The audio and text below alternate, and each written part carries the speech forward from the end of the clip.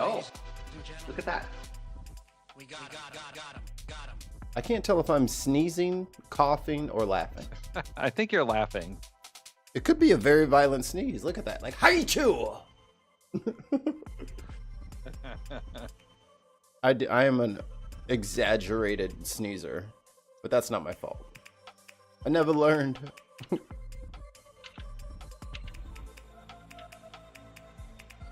It is an explosion of the sinuses every spring.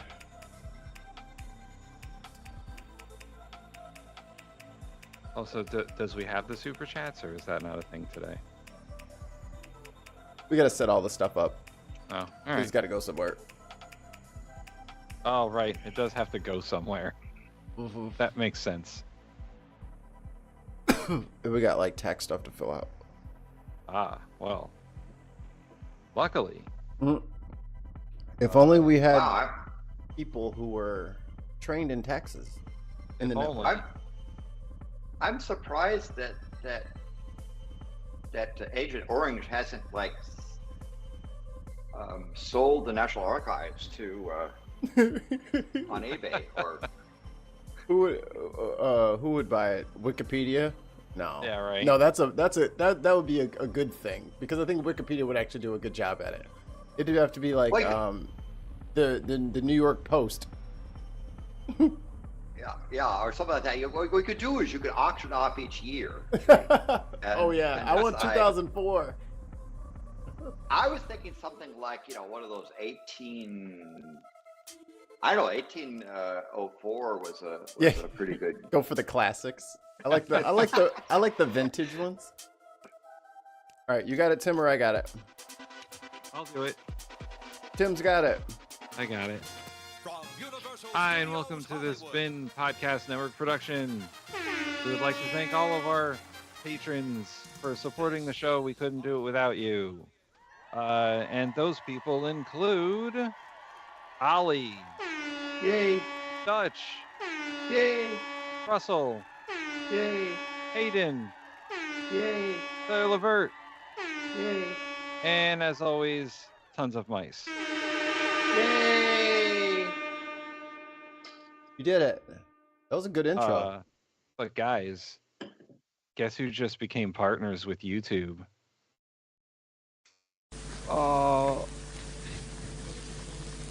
Ladies and gentlemen, we got him.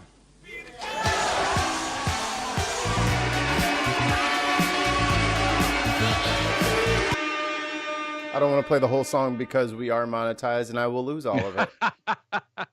So that's as much as the song as you get. So yes, boys, we have to play by slightly different rules now. But them's the breaks. That just means I get to use all of my clips of politicians much more fastidiously.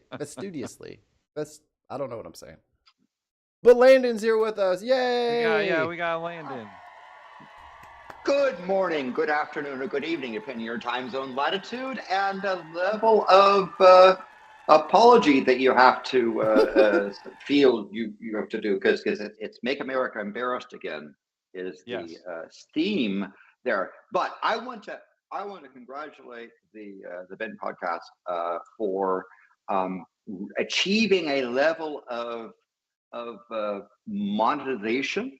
And I promise to be monetization friendly and encourage people to click the like button and all the good stuff. But no, seriously, folks, you two and your fan base to be congratulated of achieving that level.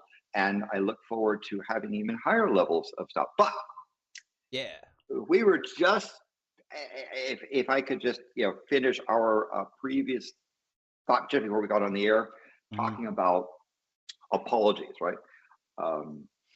Now, this particular hat that I have, this actually a toque, was given to me by Canadians, not because they want me to be sorry, but it actually says "sorry" trademark Canada, because that word and how Canadians use it is there's a culture involving how you say the word sorry.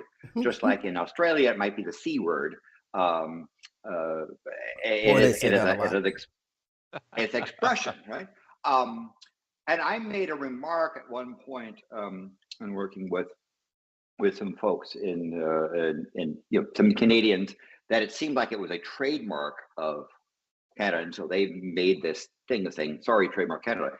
That being said, wearing it around, usually people like, if I wear it in the States, feel like, "Oh, you Canadian? No, just that this is a gift."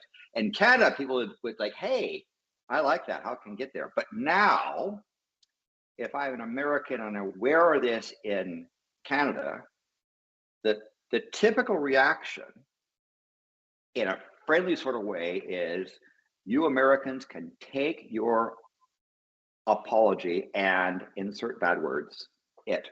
Feed it to the beavers. Yes. And I think and this has been a fairly broad spectrum, not just a particular isolated group, but a fairly broad spectrum, which is the message probably been given is from a number of Canadians. I can't speak for all Canadians, but a number of Canadians that have been even given in government is to users, the USers, we don't want your apology. Instead, we want to see a pattern of behavior and respect and cooperation over a period of time. So there's a thing where we've had U.S. politicians going on an apology tour and saying, "Sorry, Canada, we're getting through this," and they're saying, no, this is not simply Agent Orange in the White House saying some obnoxious things about Canada and behaving obnoxiously towards Canadians and disrespecting Canadians and et cetera, et cetera, et cetera. This is perception that they're seeing the American society as having significant number of people, insert bad word, because we don't want to be demonetized this early on, who are enablers, right? Agent Orange, otherwise known as President Trump, was elected by a majority of the Electoral College, which in turn was selected by a sufficient number of states to give him more than 270 votes. He is a born in the United States. He is over the age of 35 by a fair bit, and he swore the oath of office. That's why he is the 47th president. But how he got there is because of the American people in large respect. Now, some Democrats can go and blame Kamala Harris. They can go and Kamala Harris and other people like that. But by and large, the Agent Orange dude in the White House is an American problem generated by Americans. And simply having him leave office whenever he chooses to leave office is not sufficient. It'd be like saying to and understand that the United States and Canada have had a long history of troubles, right? This is not the first time the United States has more than disrespect. I mean, you go over a century ago, maybe 120 years, and you have a president talking about manifest destiny to the north, right? Where Teddy Roosevelt, remember that dude? One of his things was the prairies are largely sparsely unoccupied, and there's a lot of American citizens up there. We could just take it and go all the way to the pole, right? That was his thing, and that's one example of a series of disrespects that the United States has taken.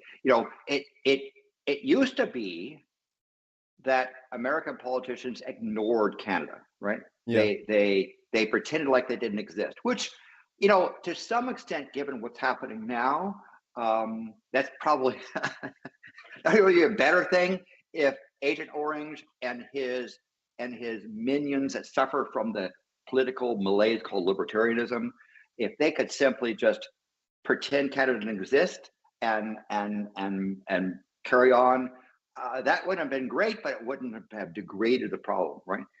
To understand just how angry I think a number of Canadians are, um, um, Trump has managed to get the bloc, the people who in Quebec who want to be a separate nation or at least a distinct society. The Quebecois.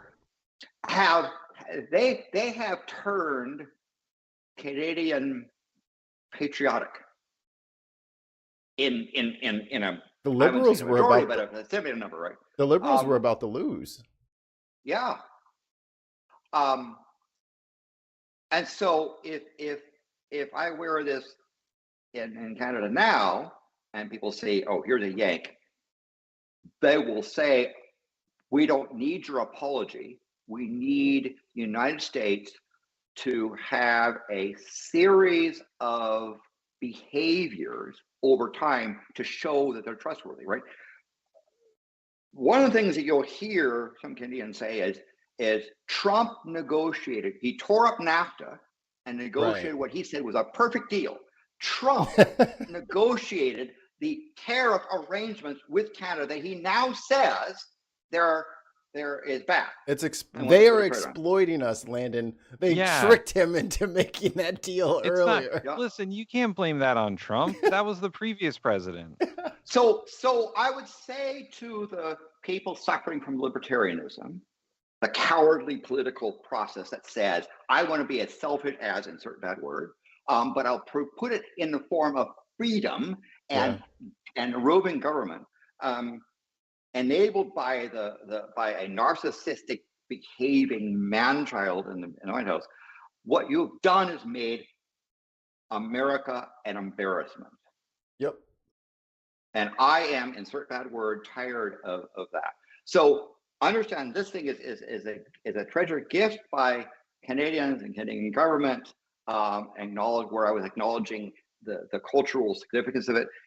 It is not an American saying sorry. I am deeply mortified, and I want to try and do what I can within the government and within policies to try to reverse stuff, because as many Canadians will say, okay, so Agent Orange leaves at some point. In theory, he's supposed to leave at the end of this presidential term, but we hope. You tell me. So it's somebody he won't be president anymore. What's to say the United States is not going to continue to misbehave and disrespect Canada? Look at how J.D. Vance treats Europe. Yes. Well, Vance is, and a little bit of insider stuff, because I know some. I'm dear friends with some people who are friends with the Vance family, who were with him as a senator when the insurrectionists attacked the Capitol, and he had to flee for his life and try to yell at the White House saying, stop this, let us get out of here. He was petrified. He was mad. Yeah. Vance knows better. He knows the type of person that Trump is, right? You could say maybe Trump has mental problems, or he has behavioral problems, or he has and pick your syndrome you want. But Vance knows who Trump is, how he behaves, and he's doing it anyway.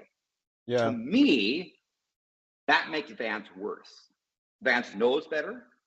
The people he's friends with know better, but he can't even have his family be seen in the same park or beach with those people, because they're them people, and his new Make America Embarrassing Again tribe doesn't allow him to even associate with that.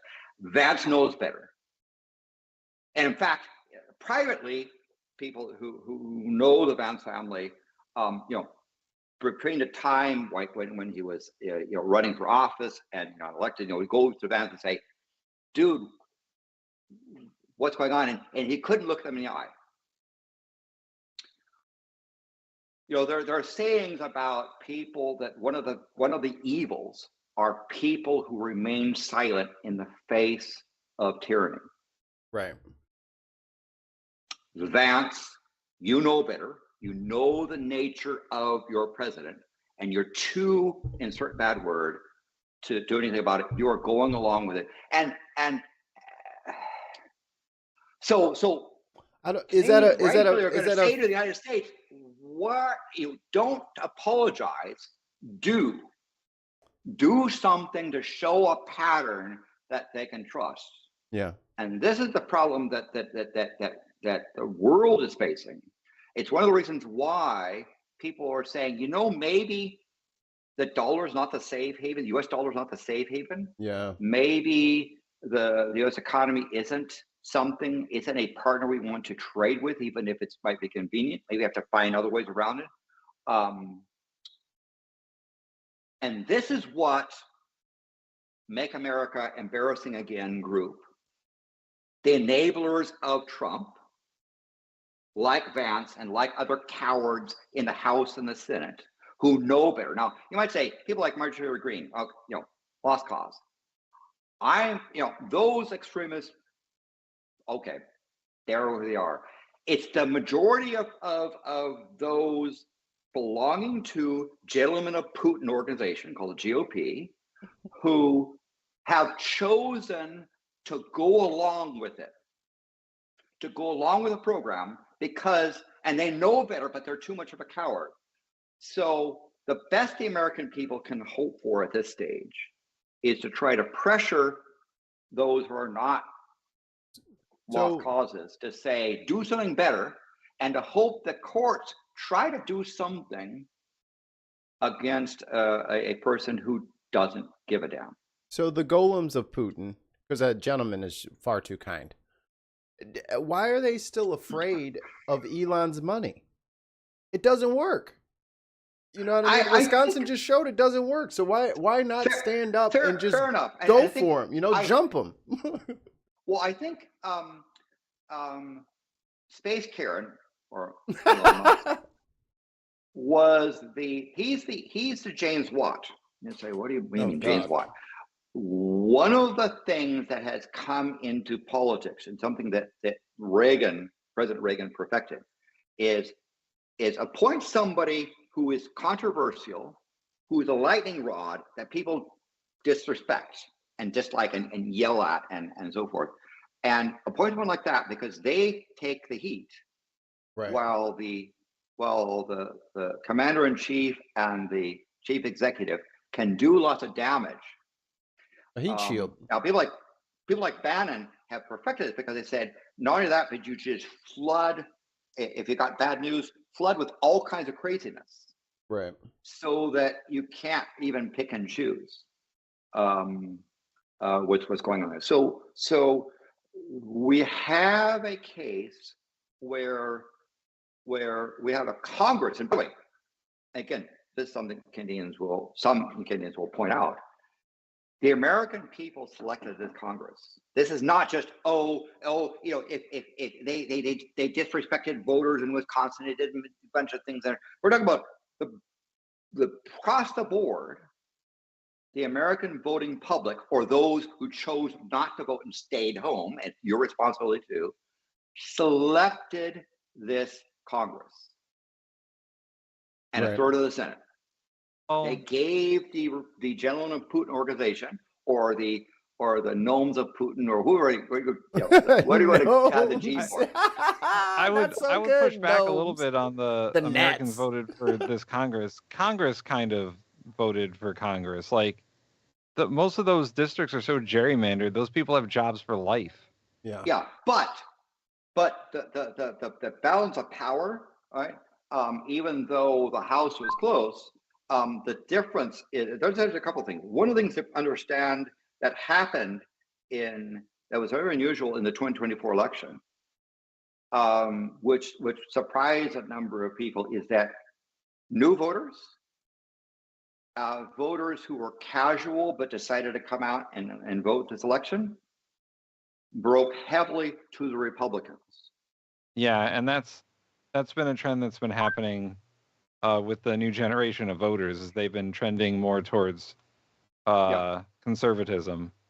The adage was, oh, increase the number of people voting, increase the reach of the voting populace, encourage people to get out to vote because this will allow the people like Democrats to win. That didn't happen.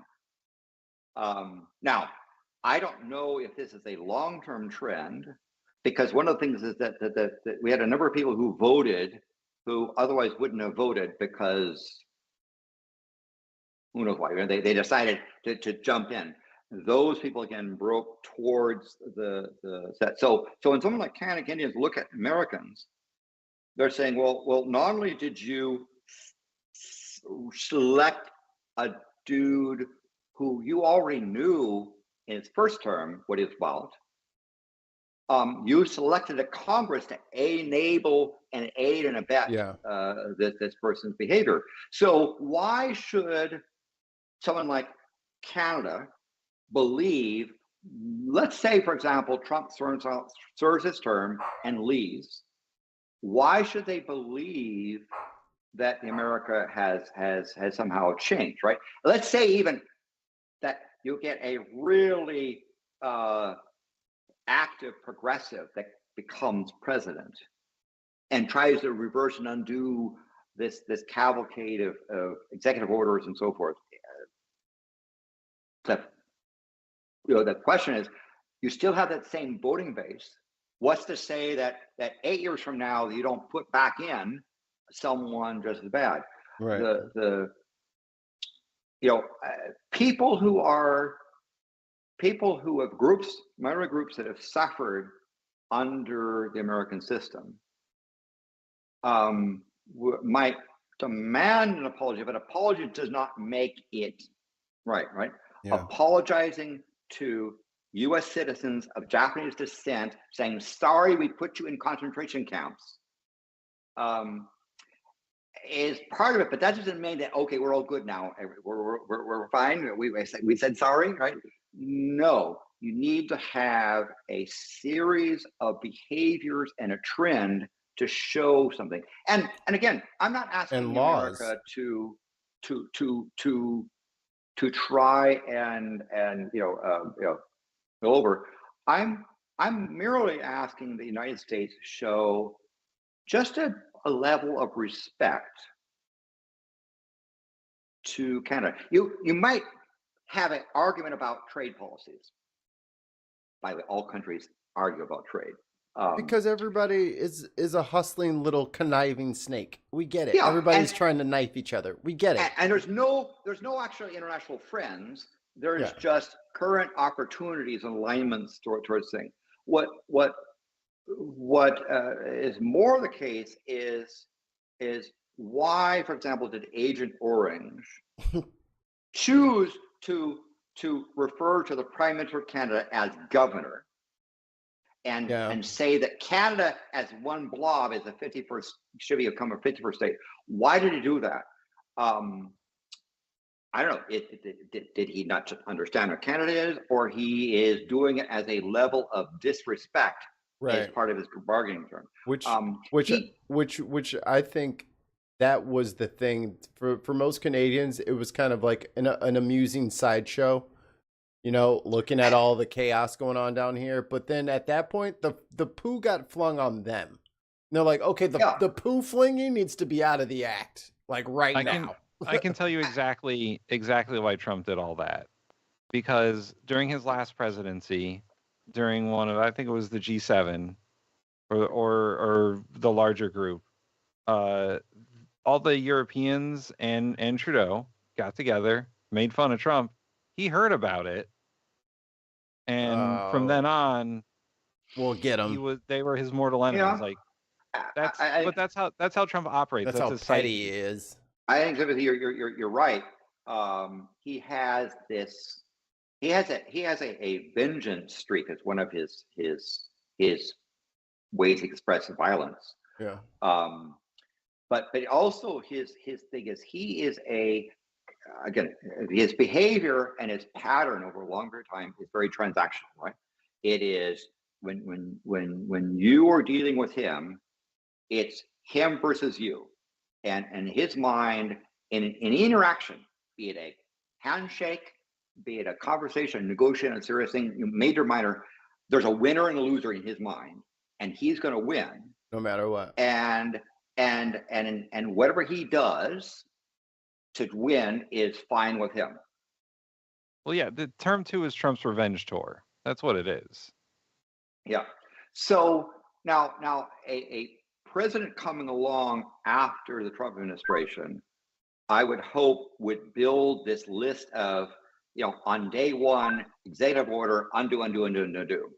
The problem is there's a lot of undos that are hard to undo, such as Agent Orange has decided that the Weather Bureau does not need to launch weather balloons. Oh, he knows that. Why is this? Well, I mean, what do we mean by weather balloons? Well, around the United States, particularly at airports and other things, meteorologists will send a weather balloon up through the atmosphere to record conditions, winds aloft, humidity, temperature, all the stuff, ground data. That data comes into a weather model to give a weather forecast. They decided that they don't have funding for that. As a result, the weather models coming out of the United States are going to become less accurate unless meteorologists are doing it on their own time. And you say, why? Well, this is part of the libertarian. And by the way, if you're a libertarian, you're offended. Good. Thank you. Good. Please continue to be offended. It's part of the thing about we're going to degrade the American government services to the point where it doesn't exist, right? It's the drown it, make it small enough to drown in a bathtub, right? Things you think the government might do can be privatized, including the military, including things like Social Security, Medicare, the Park Service. You think that Project 2025 is done bad stuff? Wait until you see the budget, because the executive orders that Agent Orange is doing are bad enough, and you can legally challenge him to say, "Hey, dude, law says you have to do Voice America. Law says you have to have Computers Protection Bureau."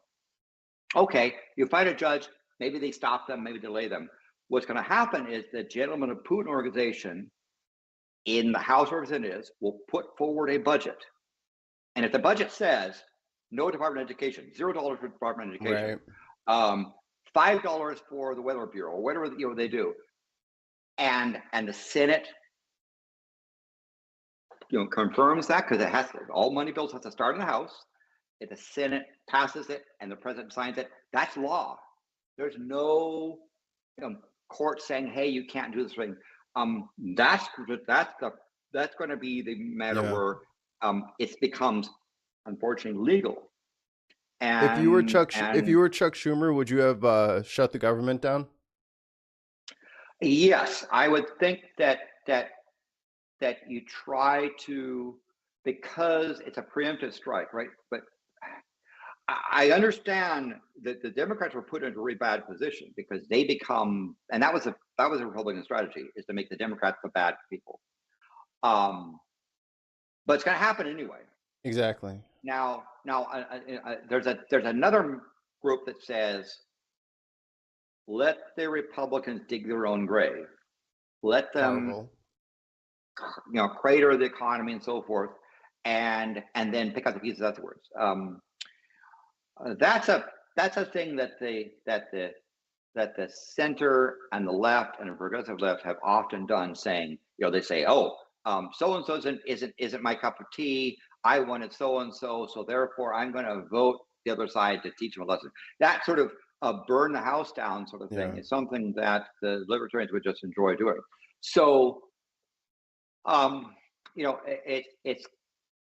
it's going to be the case in the budget where Trump would probably enjoy having a government shutdown. Because another thing about Trump's transactional nature is he has this personal belief that he has nearly godlike powers to walk into a dispute, walk into a room and say, "You're hired, you're fired," right? He uses his gut. He tells his advisors, "Don't tell me about my history of France. I'm just going to go and walk in a meeting and my gut's going to do stuff," right?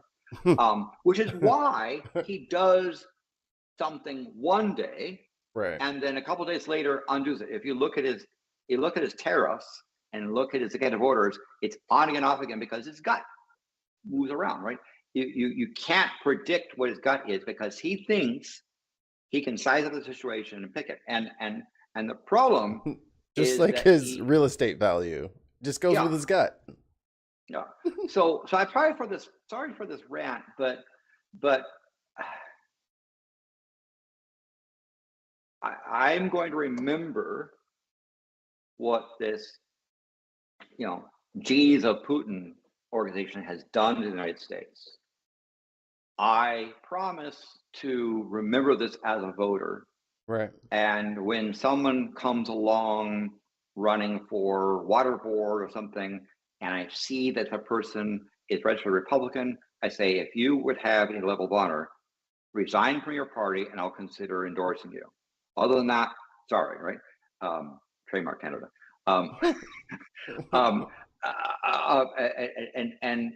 And to the American people, I say, that because my big disagreement is with the American people having brought in the Congress we have, having reselected the dude that's in there, having picked a Vance who's there. Say what you will about the Trump's previous VP, Vance. I mean, at least he sometimes had a little bit of backbone, which is why Trump ejected him there. So he sent the mob after him. Yeah, and while he may not have been so strategic to have that sort of thing there, that did happen. He probably said, "Yeah, he deserves it," probably. Mm-hmm. So to our neighbors to the north, I am aware that I have a bunch of roommates that are making noise downstairs.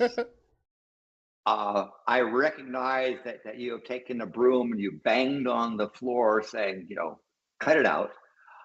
I recognize that saying sorry is irrelevant.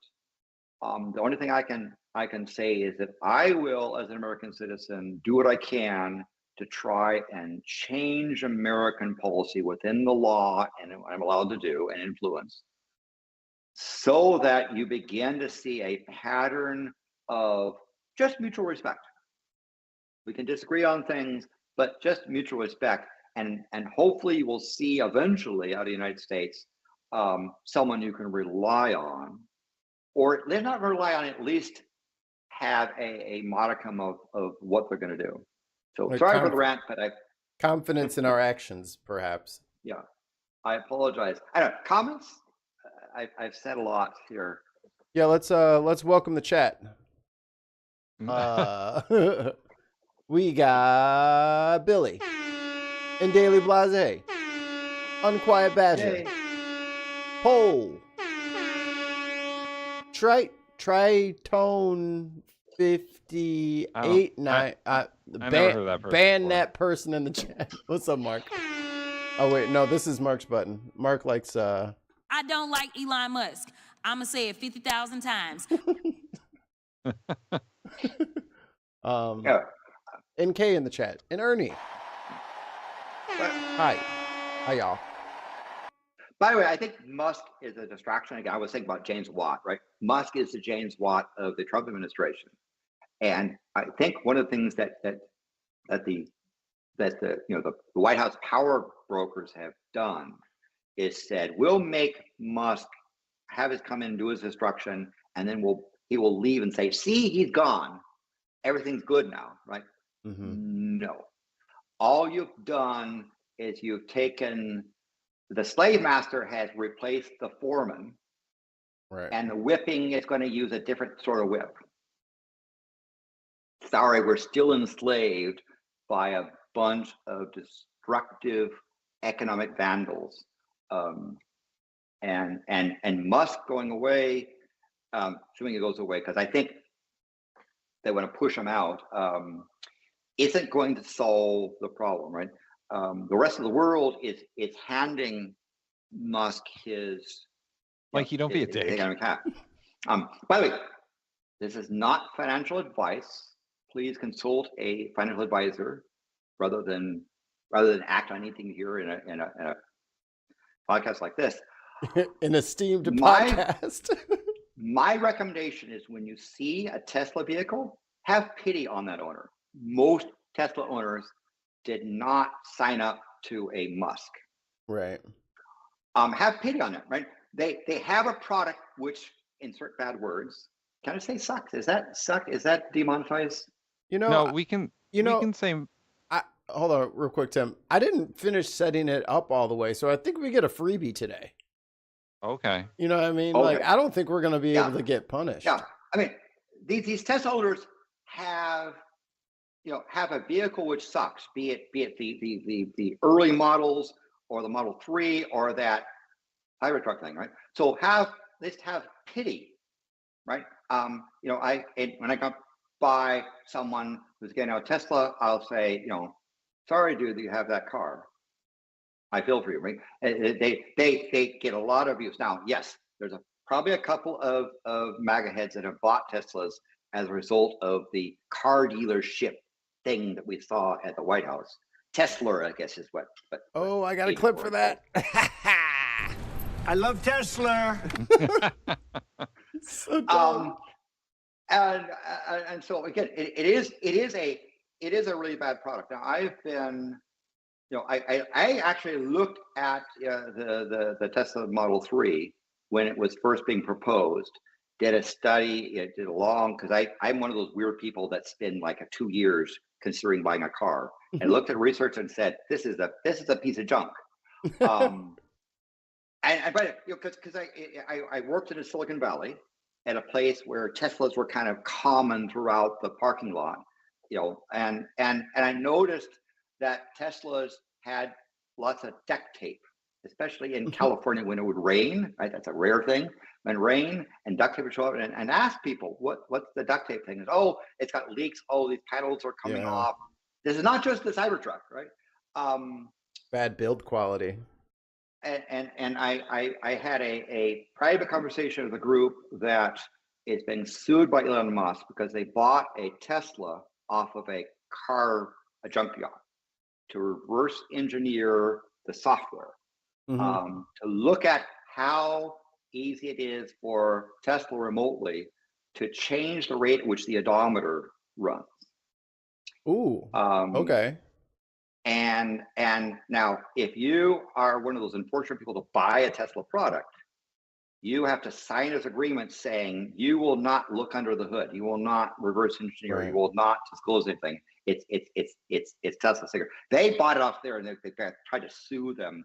And they said, no, we bought this junk yard. We didn't. This was scrapped. And so there's been some insecurity thing. Now I won't say any more about that. But if you start looking at some of the stuff about how a Tesla's odometer reading it's not a mechanical tick tick tick tick with a number going on there, the old-fashioned thing. It is a software system for which apps can change its rate at which, because they can, for example, configure what kind of tires you have. They can configure when they believe you travel a certain distance, and there So are there's no conventional odometer on it. Yeah. Oh. There are claims that some Teslas might have a mileage that's different than reality, but I'll let that group disclose of stuff. But yeah, so have pity on someone who has a Tesla because they bought a hunk of junk. They paid more than they probably needed to, and that was a big Silicon Valley thing of go out and buy a Tesla and your wealth, right? Unless you're like somebody who actually buys a real car, like a Maserati or Ferrari or something, that level stuff. If you're sort of in the mid-tier Silicon Valley, you got a Tesla. I imported a GTR from Japan. It's right-hand drive. It takes me forever to get through the drive-through, but I feel very cool. I would much rather have that than a Model X. So I say, sorry for that. Another thing is to regard Tesla stock as a tulip mania meme stock, right? I have, even though it's come down quite a bit in price, in my opinion, the Tesla stock is still overpriced. Look at right now what's happening. It's selling at $255 a share. The price earning ratio is 144. Now, what does 144 mean? One way to think about it is that you give Tesla $1 to buy $1 worth of the Tesla of Cybertruck brand, yeah, and you get back value, right? They're not a dividend company, but you get back some value. What it says is that it'll take you 144 years of returns to gain back your dollar. Price to earnings, or the price of that $255 share, you'll earn as if it's about $2 a share. That's your earning. It'll take you that long to have your money. So Tesla, the long even game now is over. I would, in looking at, for example, look at the latest numbers. I used to say that I would be willing to pay maybe $30 for a share of Tesla. The problem is that Elon Musk has used what's called carbon credits. Mm-hmm. That's where someone like GM making America truck that puts all kinds of pollution. F-350 dualies. They go and buy carbon credits from Tesla because they say, well, Tesla is carbon friendly. Actually, no. One of the problems with electric vehicles, and it's complicated, is that your electric, the electric power you put in the car comes from someone else, right? You put the pollution in someone else's backyard. Correct. Right? So people in Chicago that might enjoy a Tesla have folks in Gary, Indiana, take the pollution from the power plant to supply their electricity, as example. Right? We would run it off of our very, very safe and fully sustained nuke, because we got a lot of nuke power over here in Illinois. Yeah. And that's Nuclear Regulatory Agency is one of the people that Yeah. Doge went through and nuked, pun intended. So to my mind right now, if Tesla showed a profit, although it was way under expectations, if you didn't have their Bitcoin games are playing and the carbon credits, that evil government program that and MAGA people talk about, and for the guy who's talking about government spending, he sure wasn't. He didn't go after that EV credit, right? Like, that free money that every time a Tesla is sold that he gets from the government, that $5,000 to $7,500 that would just go straight to his freaking bank account because someone bought one of his vehicles, like. And then to have the audacity, like, you know what, the government's spending too much money. It's like, yeah, on you, stupid. and so I would say that instead of having this right now, it's a $822 billion market cap at $55 a share. If I were to look at the Tesla, because Tesla has some value, right? There's a customer base that still is kind of there. They have some technologies that are kind of interesting concepts, but not implemented well. Yeah. I would probably pay now, and looking at the new figures, I might think that $4 a share might be a fair price for a share of Tesla, not 255, but $4. Now, this is not financial advice. Please consult a financial advisor before acting on anything you hear on it. Or a Ouija board, but Magic 8 Ball. But because that's really important. I'm not a sort of, but I would say that Tesla is probably 64 times overvalued, which is why people who have real money regard Elon as not a extremely wealthy person. No. His net worth is probably worth a handful of billion, maybe even a dozen billion. The problem is he's got liabilities like what he did with Twitter. Right. Happy to dead name Twitter. What he did with Twitter and his liabilities there. And so he's by far he's not the most wealthy person. He probably has a negative net worth. And Tesla stock is an example of a mania stuff. Now, another thing is SpaceX. SpaceX is an organization whose rockets are not fit for purpose. The rockets that go to the space station sometimes, right? They price it right next to what the Russians do with the Soyuz rockets. But Soyuz, the Russians have a much better track record. Yeah. Their big thing, the happy-go-lucky thing with the little stupid fins on top. Why? Because Space Karen has this comic book cover he liked that had one of those futuristic rocket things, and he wants it to look like that. Like that Mars poster? That particular rocket is not fit for purpose. They've managed now to deliver 50 grams of payload to the Indian Ocean, right? That's a banana, right? That's the sum total of the launches, right? They've never had a launch that was successful.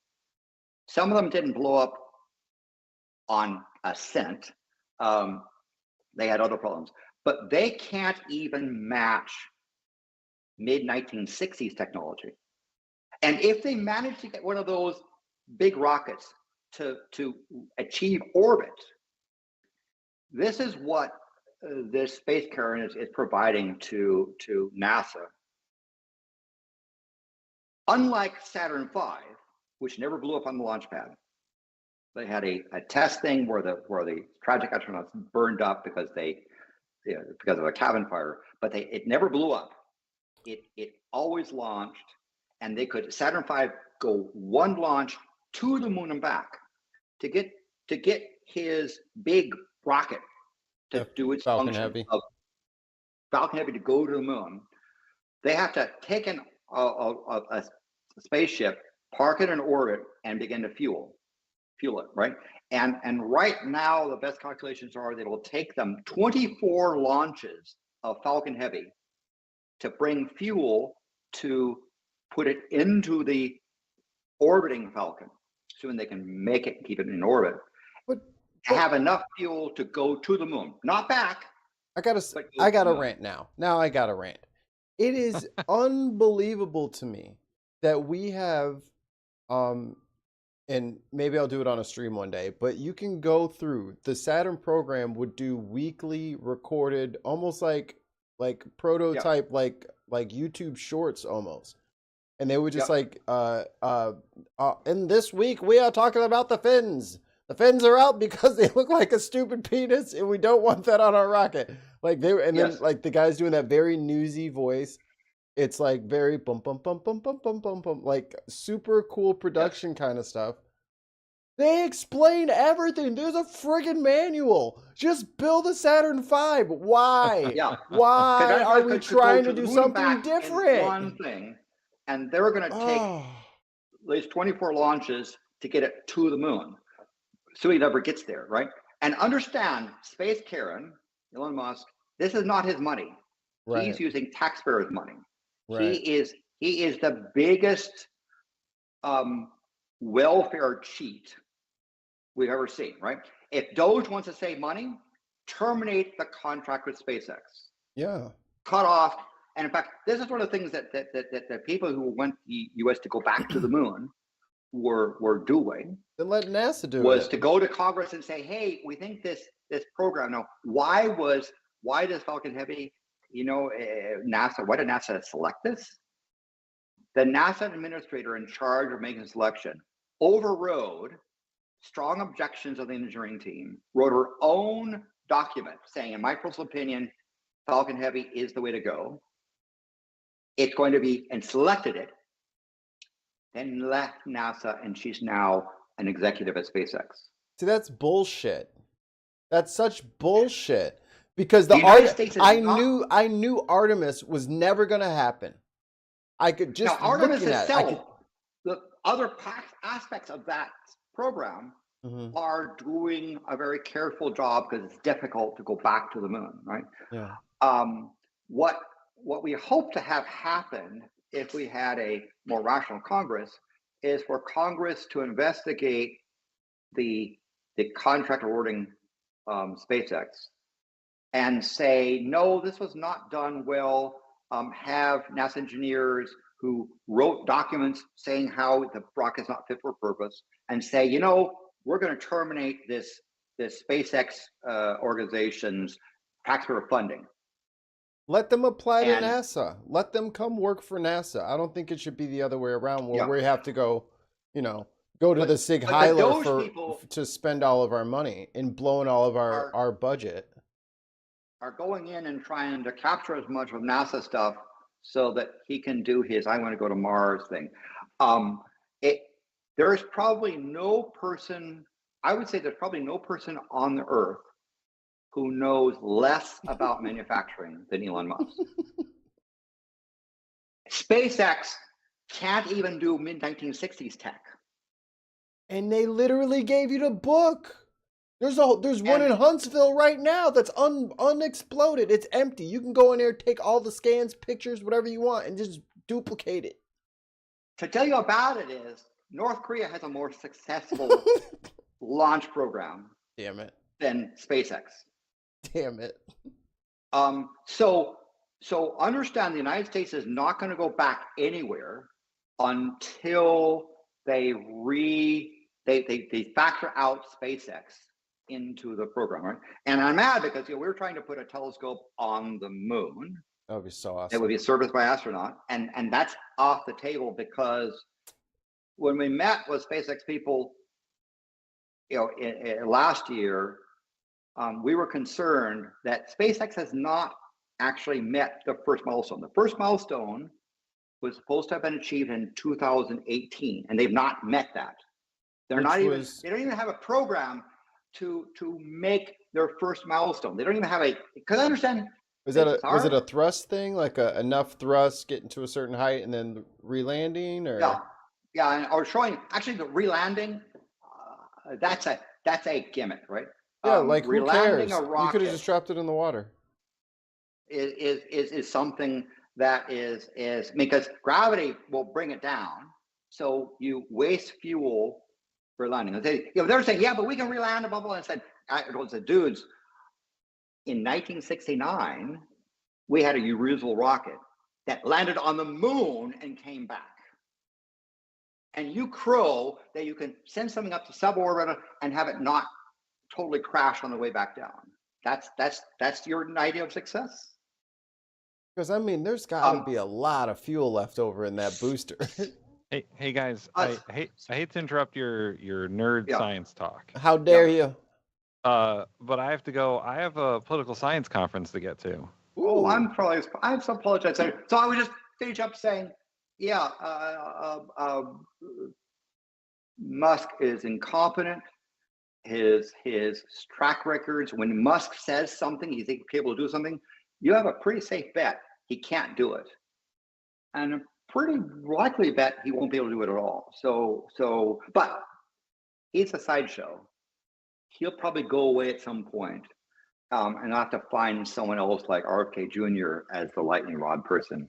They'll find another, but so anyway, I'll see you guys later. All right, bye, Tim. Sorry. You can talk about rocket ships when I'm gone. All right. Bye, Tim. See you tonight. Bye. Sorry, Tim. You won't see me tonight, Mikey. I won't be there. See you tonight, Tim. All right. Bye. When you're trying to back your car out of the driveway, and I'll just be there. Waiting. So I think the world would be better off if Tesla had to be sold at auction under bankruptcy. I think that SpaceX, cut off the government contract of SpaceX because their rocketry is not fit for purpose, and if they're unable to make money because they're no longer a welfare king and queen off the American taxpayer, and they have to be sold at auction. Because that's the part that's unfair, right? The part where he has so many government contracts, and even with the Biden administration, they were about to buy a fleet of Cybertrucks or Teslas or something like that. They were ready to, join the broligarchy and the technocracy that were injured. They were completely ready to be on board with it. But this guy hasn't sold a car to a citizen.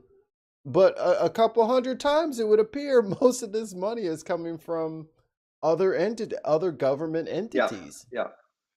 And Starlink is crowding the sky. Even I, with my very noisy, light polluted skies, I see Starlinks all the time. Yeah. And Starlink as a service is horrible and reliable, right? That's why, for example, in the Antarctic area, they still use iridium, right? Which was the old privatized, grid of communicators that the Defense Department bought, and iridium did the world a big service. It helped identify and locate Osama bin Laden. Wow. Bin Laden minions, when you go and communicate with, he would have someone take one of the satellite phones in Pakistan, travel a long ways away. I mean, like a day or so travel to make communication. Now, what happens if you have an iridium satellite phone? And they're nice phones. I have one here. This is what an iridium satellite phone looks like. Okay. Right? And you got the little antenna thing. And why do I have this stuff? Because when I go to Antarctica, go to the South Pole, this is one of the few things that can do emergency communication anywhere in the world. And Starlink is not reliable for a number of reasons, but for when the penguins come after you.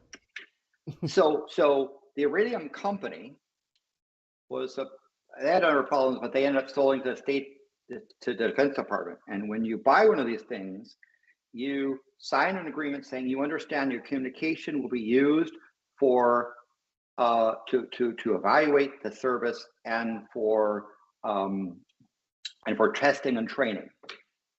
The Iridium network was redesigned so instead of going up and down between satellites, you communicate to Iridium bird, it communicates to others and goes to the home base, and the home base comes back. So we're in the South Pole, and a Iridium satellite is going overhead. We communicate to the Iridium satellite with those problems there, and that goes to a grid that goes to home base. You know where home base is for Iridium? Langley, Virginia. Langley, Virginia. Oh no! So when the idiot Bin Laden, his stupid folks thought they were being clever by not because cell towers, when you turn on a cell phone, it knows where you are because that's how you can make a phone call. Even if you have a cell phone which is powered off, if this thing, I take out the battery and I power it off, it can still be detected because it still has an antenna.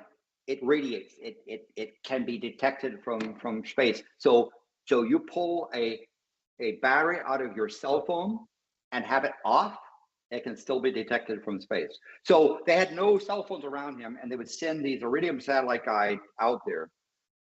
And so the Langley, Virginia people were just monitoring. They got enough information, and they figured out triangulation, because he would show up, this guy would go to a certain spot and come back. They basically said, oh, he goes this far out and comes back in. They began to home in and found the Pakistanis were holding on to Bin Laden, and asked Obama what happened after that. Anyway, by the way, it is a amazing device in terms of, I had this for emergency purposes, going to either South Pole, or if we have a big earthquake and the cell towers are knocked out, this is or I'm way up in the mountains and I come across a really bad accident. Yeah. Where stuff I can, my emergency thing. Anyway, I don't have that's one an of those. example of a real grid. I would not use Starlink. I would not recommend using Starlink. Starlink as a communications company is probably better off being sold at auction for its patent portfolio. In my opinion, this is not financial advice. Consult your financial advisor before acting on any information regarding what you hear in a podcast. Yes. So Elon, but do take the advice, Elon. Just sell it. Just sell it. He's a person that probably has a negative net worth. He has a long string of incompetent manufacturing and products. His claims he can do stuff is very often either wrong. I just got off the Hyperloop. Why would you say that? I Hyperlooped from the upstairs down here. It was very fast and efficient, and millions of people do it every day. And the fact that Agent Orange would pair up with him. Oh, I'm sorry. He used his ill-gotten gains in the market to help Trump get elected again. Right? So when you say, when a Tesla owner says, yeah, but it's not my fault, I say, you are aiding and abetting Elon Musk, which is doing damage to the economy, damage to the government, damage to society. Veterans and teachers. Right-wing real neo-Nazis in Germany. Right. He sig heiled, and then the same week he's like, "Yo, I got that alternative for Germany. I gotta get in there and talk to these boys. I gotta motivate the troops." He went to the federal government of Germany and donated and assisted the far right neo-Nazi party as his anointed. These are people should be. I take a very, very, very, very dim view of people interfering in other people's elections. Right? Yeah. So Canada's having an election. I know how I would vote, but I'm not going to say anything. I'm not, because it's up to Canadians to vote in their election. Right? Same thing. Musk going over to England and pairing up with Farage, and then God, the guy's even worse. All this sort of stuff. That's an example of if he knows no bounds. So, but I'll look it up right now, Jen. Jen says, pop back in to say new Pete Hegseth drama just dropped. Oh boy. Oh. What happened? What did he do now? Tell me. Oh no! Let's see how bad this is. I'm sorry. That's why I finished my rant. I apologize. No, we're very freeform over here, and you're like our favorite person. You've been here multiple times. We have a Patreon only episode that Landon did a very awesome talk about many things nuclear, and it is a delight. And I've actually watched it a few times on my own because I am that guy. Yeah. I do on one hand. I know that people are. This is all a bunch of doom and gloom stuff. I still am positive. I will quote the philosopher that Martin Luther King quoted. It's not his original quote, but a 19th century philosopher. The moral arc of the universe is long, but it bends towards justice. A little bit of translation. The arc that is the path towards moral stuff, justice, those sort of things, is a long path. It's not a short path, and it bends towards justice, right? Eventually, it's part of what it says, right? That there is, and so it's really easy to get into this thing of we're all F, everything is going to hell in a handbasket. What does it matter, right? That level of despair is understandable, but that doesn't help. I've been telling people it's kind of like a Jenga tower or like a house of cards, and these dudes have deliberately bumped the table or pulled off, like they're trying to pull off the bottom bricks to make the tower fall. They're doing it on purpose, and they want it to fall because no one hugged them as a kid, and the girls never thought that they were handsome, and a bunch of stuff that isn't our fault. I'm just saying, while the things are falling, what we can grab, let's try to brace. Whatever we can, every little scrap of wood, like if we're in the trash compactor in Star Wars Episode 4, and then they're like, try to brace it with something. It's like, yeah, I'm in the trash compactor, and I know it's not going to work. I know it's going to compact me, but I'm going to put something up in here to jam it up. We have to do something. Yes, and don't hide your head in the sand. Don't say it's all screwed and do nothing. Right? Help contribute. Work towards stuff. You watch a show I did with Chesh on how to interact with your government and how to try to influence things. Do your part, because just for example, right now, a few minutes ago, the Department of Justice is asking the Supreme Court to allow a ban on transgender people in the military. There are a number of transgender people that have honorable, significant service to the United States. Long history service at the highest level, both in rank and in service. But the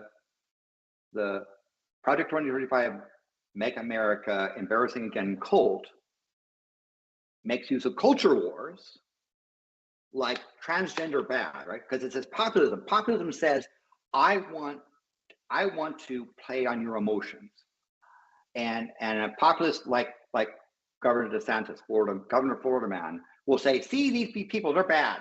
Yeah. Aren't they bad? They're bad, right? Bad. And people say, yeah. Yeah, I don't know what those people. I didn't know that those people existed 6 months ago. I guess they are bad now.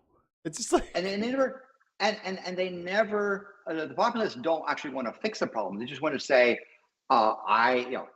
you understand my emotion, right? Elect me because I emotionally connect, right? And it's very difficult to try to get someone out of that thing. We have case of the Prime Minister of former United Kingdom, George Starmer, now abandoning the trans people. And Kitty Badenoch in the Prime Minister's questions. If I would have been Prime Minister and Kitty Badenoch says, you went and kicked out someone of your Labour Party because this person was saying the truth about women, and now the Supreme Court has ordered you, I would have said, yes, we're required by the High Court of the land to do this. It's unfortunate, but we're required to do so. That still doesn't change the fact that you, Kitty Badenoch, are a transphobe. Your remarks are transphobic, rather than trying to hide behind it. He said a few things because, at least Badenoch wasn't like Rishi Sunak. Rishi Sunak, the former prime minister, was speaking on the floor of Parliament when a lady whose transgender child was murdered for being transgender came to there to try to get some justice. And what did the prime minister do? Made fun of trans people. Put out cute little, or not cute, but embarrassing, disrespectful remarks about transgender people. Made jokes. Crass. And people said, realize this person's up there in gallery. And he did it again, right?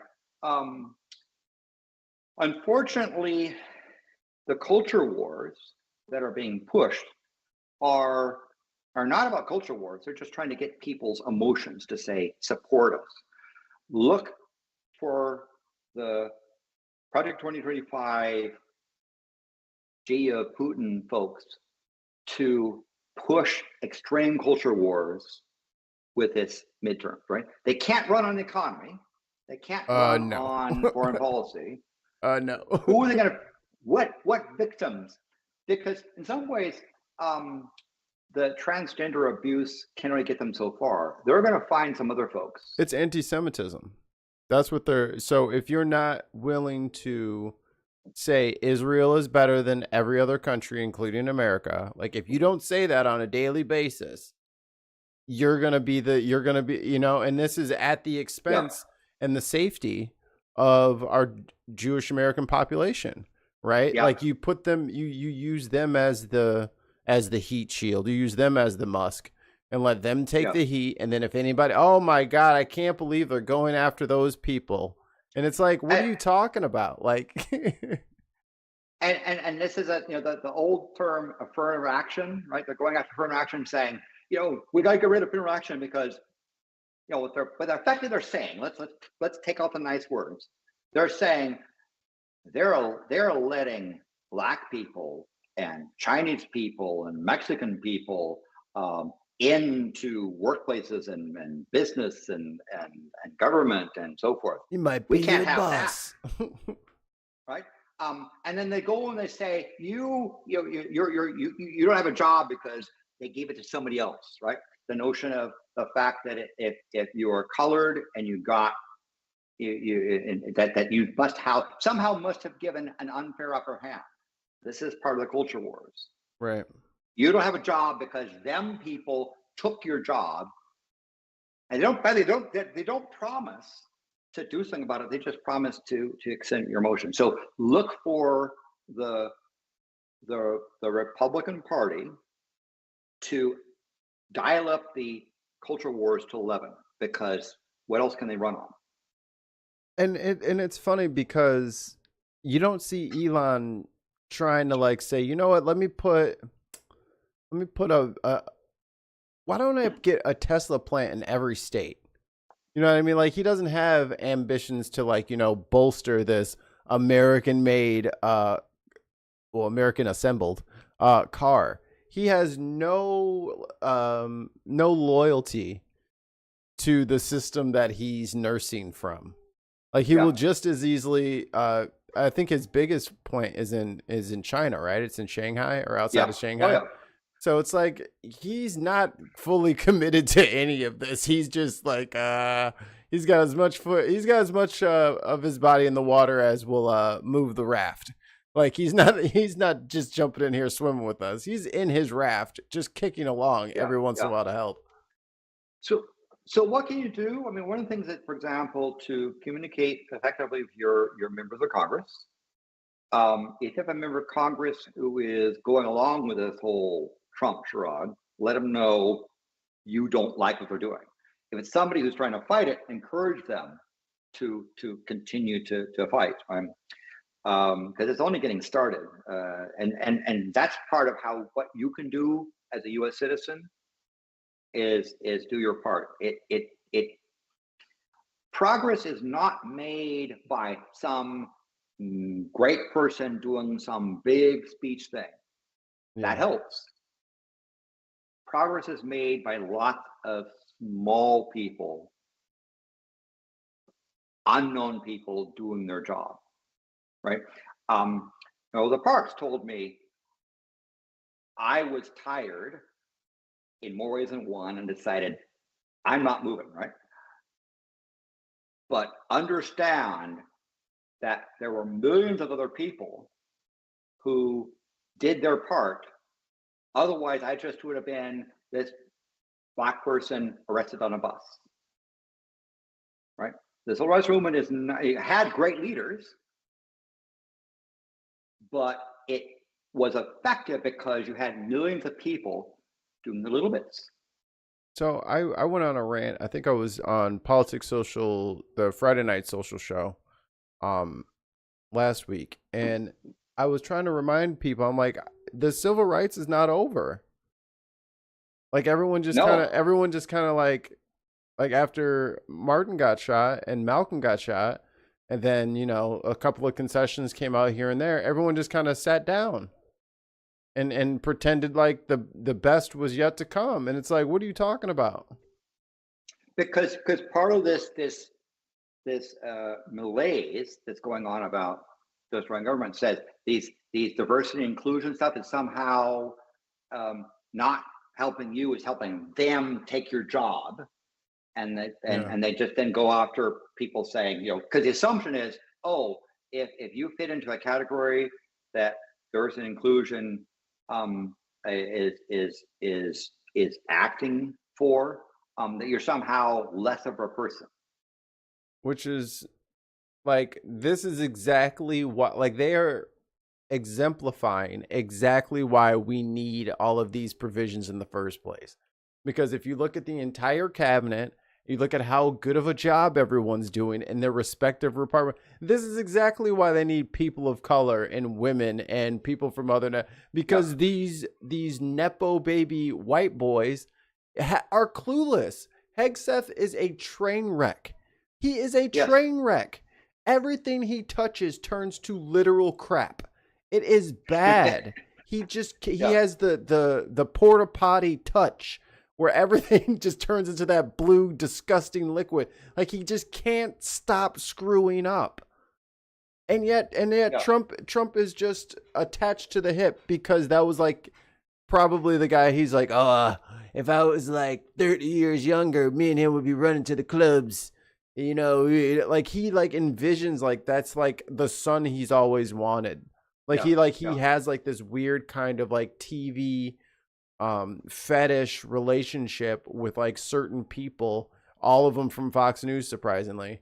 And it's just like, he just kind of like, between like his sundowning and his like memories of The Apprentice and his love of Fox News, I feel like he's in this like in between reality that he's kind of fostered for himself now, where just a year and a half ago, he was like, oh, if I had Pete Hegseth as Secretary of Defense, I'd tell him, just go over there and just do whatever you want, man. Just go there and get crazy. Boom, boom, boom. Just do it all.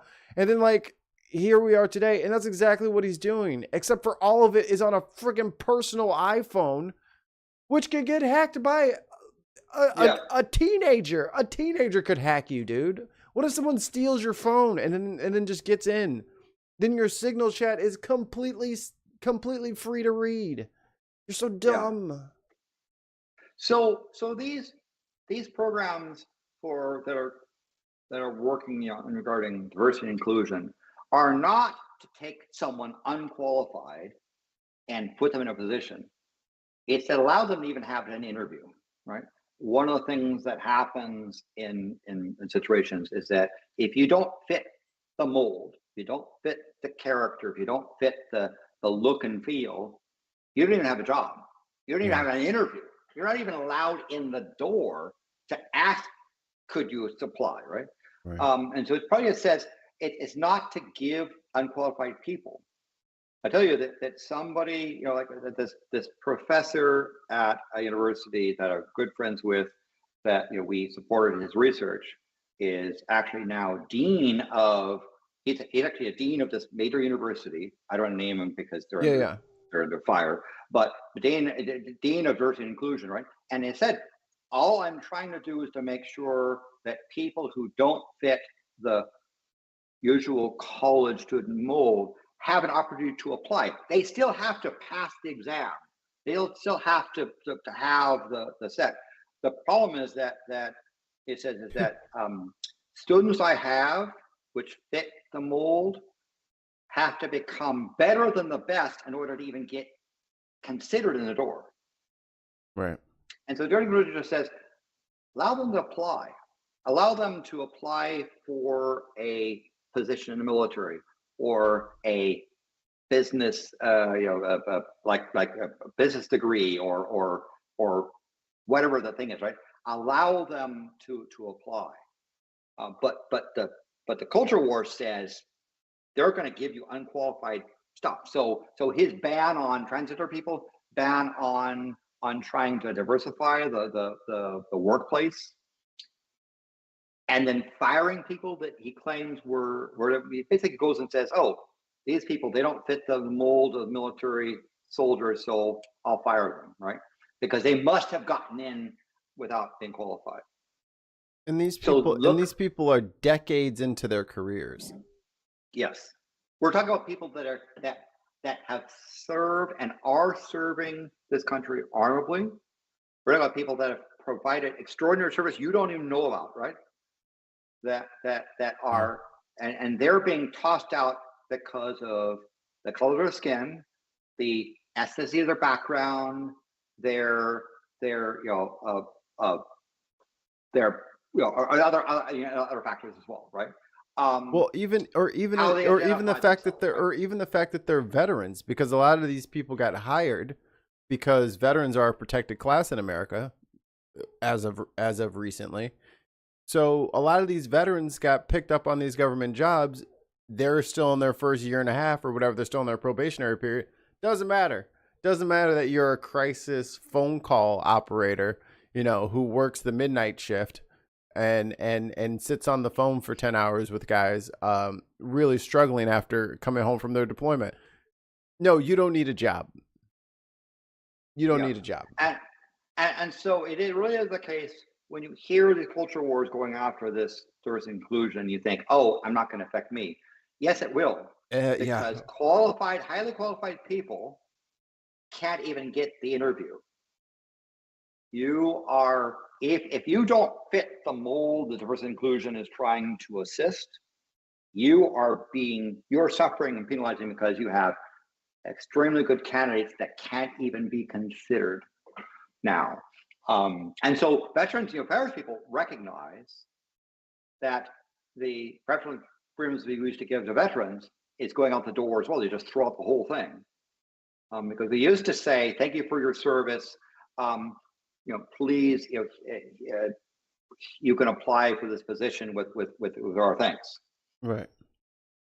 But again, it's look for as the delivery of this current Congress and the White House becomes worse and worse and worse, and they come up for midterms, look for them to say, oh, these people, right?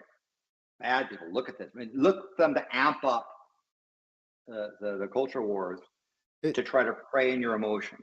It's funny now because I think it was Chuck Grassley had a town hall in Iowa, and I've seen a few other ones now where these are some white people. Like, they are out in the middle of nowhere. The dudes are wearing Carhartts. You can tell that the ladies had rollers in the night before. Like, these are just some salt of the earth Americans. They are pissed about Abrego Garcia. And the fact that the government already admitted that he was deported in error, and they're standing there talking to Chuck Grassley, and they're just like, so what are you going to do about it? He's like, well, they do have their own country down there. I'm like, oh my God, how are these people going to, and they're livid. They're absolutely livid. And because I think at the end of the day, as lazy, as self-centered, and as ignorant as most Americans are, we still have like an undergirding of pride, because we always there isn't like this like American dream thing, like not in the way that they say it, but like the American dream is like in every American's heart, like not of the we're so exceptional we deserve to be like bullies to everybody, but we believe that we can be the best at everything, like internally. Like we actually we actually believe in ourselves, even when we have zero evidence to prove that we would be the best. Like, you know what I mean? Like, we have that confidence because we've had this peace and security and stability in our nation through our very boring civics. Like, boring civics makes for safe, creative people, and that is not the case anymore. Yeah, Mike, you really brought a point. One of the things that many Americans suffer from is number oneism. There's this notion in many Americans across the political spectrum that if America is not number one, we're crap. Right. We have this notion that if you're number two, you're a failure, and it's accentuated by an transactional person like Trump. There are other cultures that sit there and say, okay, we're not the biggest country, we're not the most wealthiest country, we're not don't have biggest military, blah, blah, blah, but we have value, right? And all they say is that we contribute to the world. So you should be proud of America by what America is, not because it's number one or number two or number in, right? It's okay to have pride in your country, but don't sit there and say, well, if we're not number one, we failed. Right. This Make America Great Again is like, we're going to be number one and we'll win all the time and we're going to be the best because otherwise we're a failure, right? And we see this in a championship of some sport where the team that loses the championship is somehow a failure, rather than say they're the second best. They allegedly beat all the other teams in the league. They didn't win the final game, but they're second best. They're pretty good, right? They can take pride in their sportsmanship. Same thing. U.S. does not have to be number one to be great. Let me read that again. U.S. does not have to be number one to be great. You want to make America great again? Make it a trusted partner. Make it a consistent partner. Make it and do things to earn respect rather than just bluster. And I don't know why the presidency is this, like, maybe because it's like the closest thing to a king that we have, but like there's such a focus on the presidency when mayors and governors have such a much more direct impact on people's lives. They couldn't be bothered to have, like, it's like super uncommon to walk up to somebody and just, especially a younger person, like, hey, can you name like the last 3 governors? They have no idea. They don't know. They don't care. They haven't paid attention. Or like the Secretary of State. Do you know who your Secretary of State is? Are they any good? Have they been doing anything good? Like, they don't like this dumbing down and this like congratulatory, self-masturbatory, just like inward looking, lazy, like just this kind of like, and like you said, like with the libertarian malaise, there's just this, well, what about me though? And it's not even like an enthusiastic what about me though, where someone's like active. It's just like, I don't want to help because I don't, like, I'm not going to do anything for myself, but I'm not going to help you either because I don't think me helping you will give me more of a benefit than you would get. I think it comes also with the fact that you made a very good point, because it comes back, what's the attitude of the person in office? I was, city council, and then became vice mayor and mayor pro tem. And one of the things I always reminded myself was that I'm the bottom of the power pyramid, not the top. The top is the voters and the people that live in my city. And they're my boss. Yep. And I had to show respect for my bosses, right? I had to walk around because I'm now I regarded myself as the bottom of the power pyramid, not the top, because I'm serving and attempting to do the best I can for my bosses, right? And even if I disagree with them, I at least treat them with a level of respect. But this notion of imperial stuff is to me not American, right? America was founded on the fact that monarchs and people that behave like monarchs, people who want to be monarchs, are not American. It's not what America was founded about. That's not what America is not welcome here. Both are. And so I refused, because the Constitution says that you cannot bestow on someone titles. You can't make someone. That's why there isn't an earl or a duke or a prince or those sorts of stupid stuff in the United States. You can't bestow titles, peerages. It's explicitly banned by the Constitution. The Duke of Florida has arrived. And so when certain royalty would come over to the city, I would say, and they want to do this protocol stuff, I would say, I'm sorry, I will give you respect as being maybe head of state, but I'm not going to play the royalty game. And if you can't do that, don't come to my city. Because again, you're a public servant. And so to me, the president is the bottom of the power pyramid. The president has over 1/3 of a billion bosses that they answer to. The president should be the humble person trying to do the best they can for their superiors. Who's the president's superiors? The American citizens and the people that live in America, right?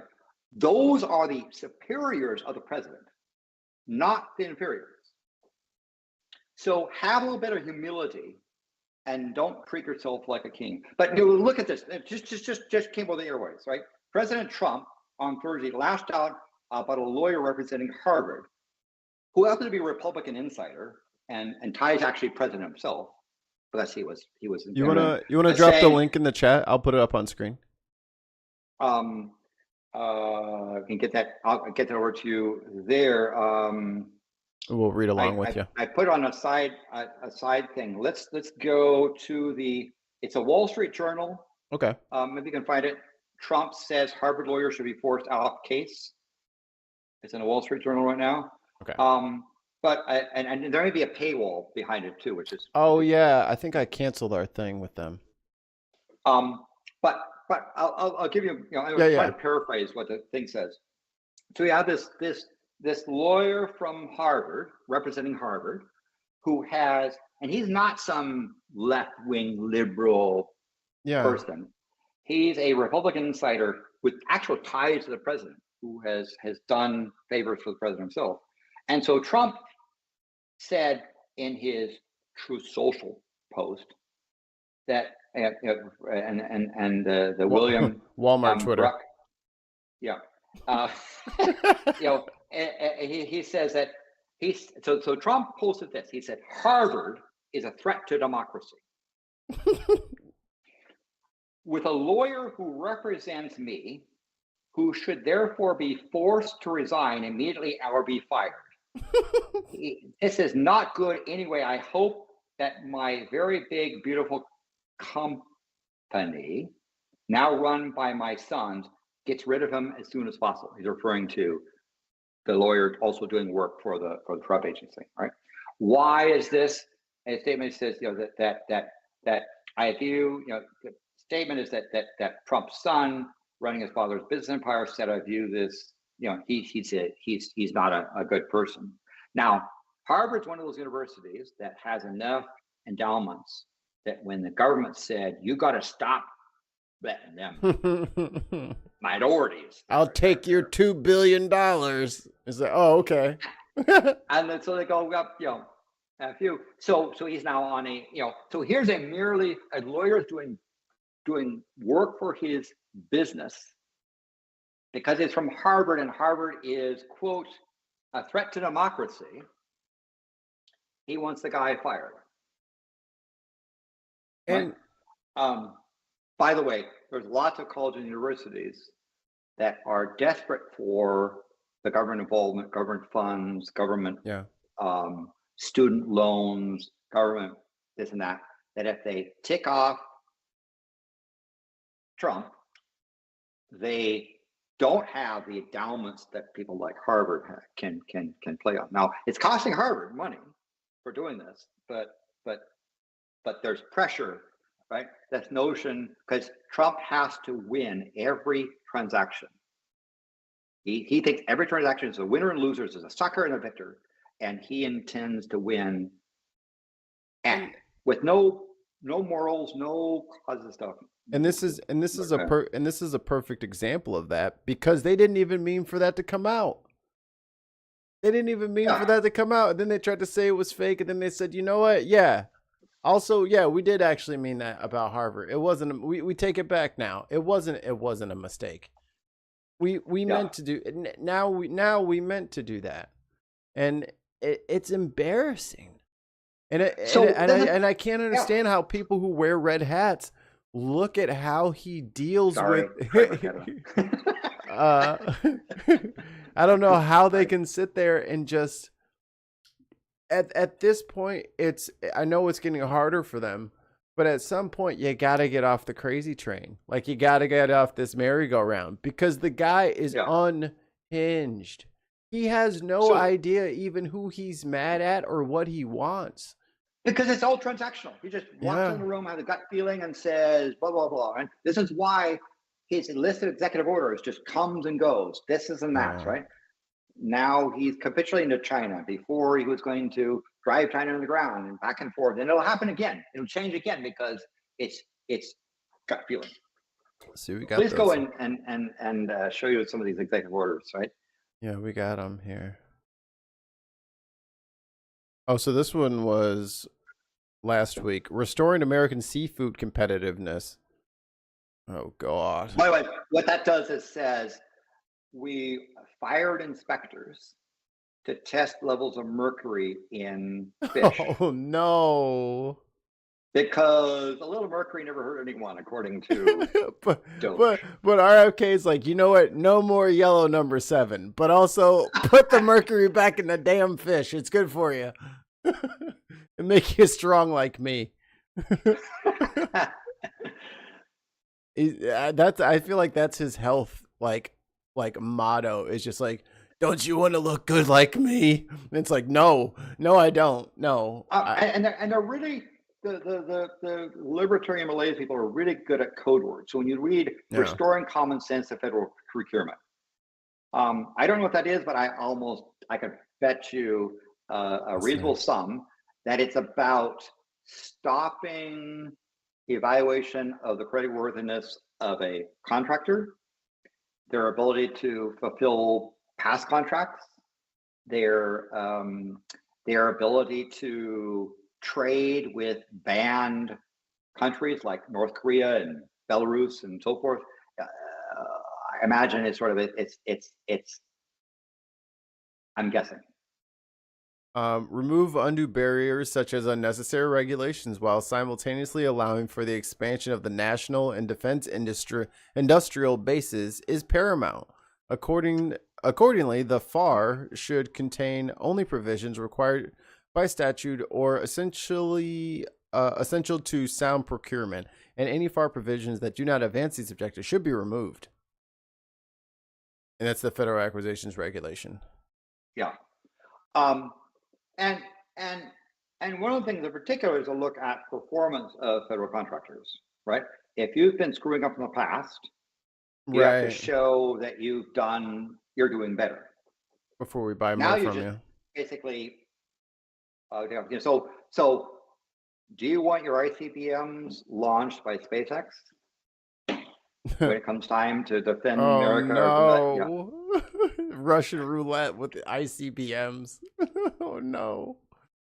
By the way, don't go out looking for it, but Doge has leaked, because of their information and confidence, a number of things that are highly classified, but now have been, secret bases, locations of military assets, because they decided, we're going to put it up an auction and sell it because we don't need this stuff. Yeah, I don't know why they were doing that's so stupid. Even if that's what you thought was a good idea, that's what that was your intention. Yeah. You don't do 100. You do 2. So look at that one about lowering drug prices once again by putting America's first. Right? Okay. Now, yes, this is the thing. So zoom in here. There we go. So there are medications which, if this is a practice, if you're near the border, right, Canada is just right over there, and your doctor will sit there and say, you need this particular type of medication to deal with this infection. I would advise you to travel across the border and buy it, because if you go to your pharmacy, it'll be $1,050. You go to Canada, you can get it for $9. Which is just offensive. Which is just hurtful. So one of the things that happened, that was Kamala was the deciding casting vote, was to allow things like Medicare. That's the when you turn 65, you're required to be on this medical program. It's not assistance. It's part of the Social Security system, and allow them to negotiate drug prices, right? Giant federal agency providing healthcare to seniors, allow them to negotiate with pharmacies drug prices, right? And to say, hey, why should the insurance pay $1,050 for this thing to do with infection when they're charging $9? Now the answer to the pharmacist the pharmacy will say, or the company will say, well, we have this investment we want to have return because we have shareholders that need money back. Whereas Canada views healthcare as a human right. Human. Right? Human right. Yeah. That's right. Human, right? So it's not a right of a cat, but it's a right of a human, right? A human right. And if you go to, again, this is an example of a difference, why Canada is different than the United States. Because if you go to many Americans and say, do you believe that all Americans deserve a right to healthcare? They'll say, oh, that sounds like that socialist That's stuff. socialism. All that government-run medical stuff, which is bad, right? Everyone wants to come to this country to get our medical care. I'm sorry, no. You go across the border and you say, standing in line and say, by the way, do you think healthcare is a human right? And normally all people you talk to, they would say, well, of course it is. Why are you asking? Why do you ask? So even if there were no humans and rights of which you speak, it's such foreign terms to me. It's cheaper. Like, these are the most money grubbing, selfish idiots that have ever existed. And they don't understand that it's cheaper to have one person negotiate, for the best deal. Like, don't you see how a single payer healthcare system really keeps the pharmaceuticals under control? Like, this is so painful. Like, they're this close. It's like they go up to the glass door. You think they're gonna walk into it, and then they see the handle and they just start pushing the handle as hard as they can. It's like, no, pull, stupid. God, you're so dumb. And look at this thing I have on the screen. We're talking about insulin, right? Mm-hmm. Where they capped how much someone who's a diabetic and requires insulin, how much you're allowed to charge. Yep. Because again, unfortunately, I'm not diabetic, but doctors near the border will tell Americans, go across the border to get your insulin. Now, if you try to bring insulin back, the border people will charge you stuff because there's problems of importing medications back in the United States. Because why? Because they control it. So this thing, talk about the medical beneficiary, right? Look at that thing, unprecedented. The Biden administration walked back or neglected many initiatives, which included Medicare prescription drug negotiated program.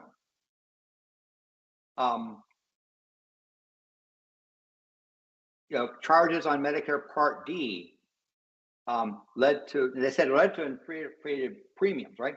Now, what happened was essentially that the government said, we're going to negotiate. We have this giant buying power.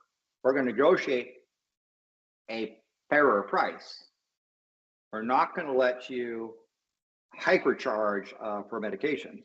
Now, the thing is, and then they put a cap on senior people who have been retired. There's a cap on how much your prescription drugs would charge you per year, right?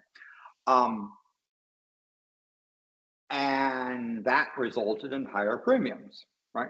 What they're saying is, by the executive order, we're going to eliminate this program. This is, by the way, was a law passed by Congress. Yep. Right. This is not the Biden saying do this stuff. There's actually a law that you can thank Kamala Harris, who cast a tie-breaking vote to allow the government to negotiate with drug manufacturers on prescription drug prices for programs like Medicare. All right. Now they're putting all this other stuff in here, like a Part D plans, the pill penalty stuff. This is essentially the drug companies going back to the White House saying, we're willing to put a lot of money into your re-election campaigns if you prevent the government from negotiating a fair price for medications, right? If you prevent the free market from negotiating prices, if we prevent the government from allowing the government to go to Canada, if Canada has this medication, which is order of magnitude cheaper, but saying you can't do that, it's got to be inside America, right? So yeah, I don't know if this is legal, if the government's allowed to do it, because there's a law involving this sort of thing. Right. You can't just come in afterwards and be like, I would like to start deleting laws from the previous Congress. Like, yes, yeah. By the way, I believe there is a merit to the lawsuit, which says that the power to tax is vested in Congress. Right. That because the money bill, if you put a tariff, that's a tax. Correct. Has to start with the House of Representatives, affirmed by the Senate majority vote, and signed by the president. That's how you have the power to tax. What if people just didn't pay the tariff? Well, guess what? I had a conversation. I won't say who or where with a border person, right? Why? Because if you go across the border, there's a random percentage where it says, like if you go through the airport metal detector, it's a certain percentage that goes beep and says, "I'm sorry, you need to have a special screening."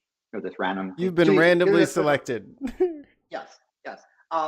And so I get randomly selected, and they are apologetic because they know it's got to waste of time because they know where I am. I'm going over there just for dinner, but still, right? That's happening. And now we dance. And so I'm chatting with them about what's going on, and I say, hey, I said, you're I imagine your job is not much more complex with all these tariffs. Now, if you ever go by those border stations, ask them, they would say, yeah, by the way, I'm just curious, can you show me regulations? They'll show you stacks of binders of, oh, if it's this, you got to charge this thing in this country, all these regulations, so they go through. And the guy says, yeah, I know that there's tariffs. We have not gotten clarity, right? It takes time for them to actually determine what the tariff is and publish things that we can actually implement. Because now if he goes and says, I'm going to exempt electronics if it's a cell phone, right? Well, what's a cell phone? What's a cell phone part? What's a computer part? What's a battery? And all those things. No, now, this is an iPod Touch. Yes. Is that a computer or is that not? Those are all, you look at stuff. It's a tablet, a computer. And the guy said privately, again, off the record, he said, you know what? We're not implementing any of these tariffs, right? They change every couple of days.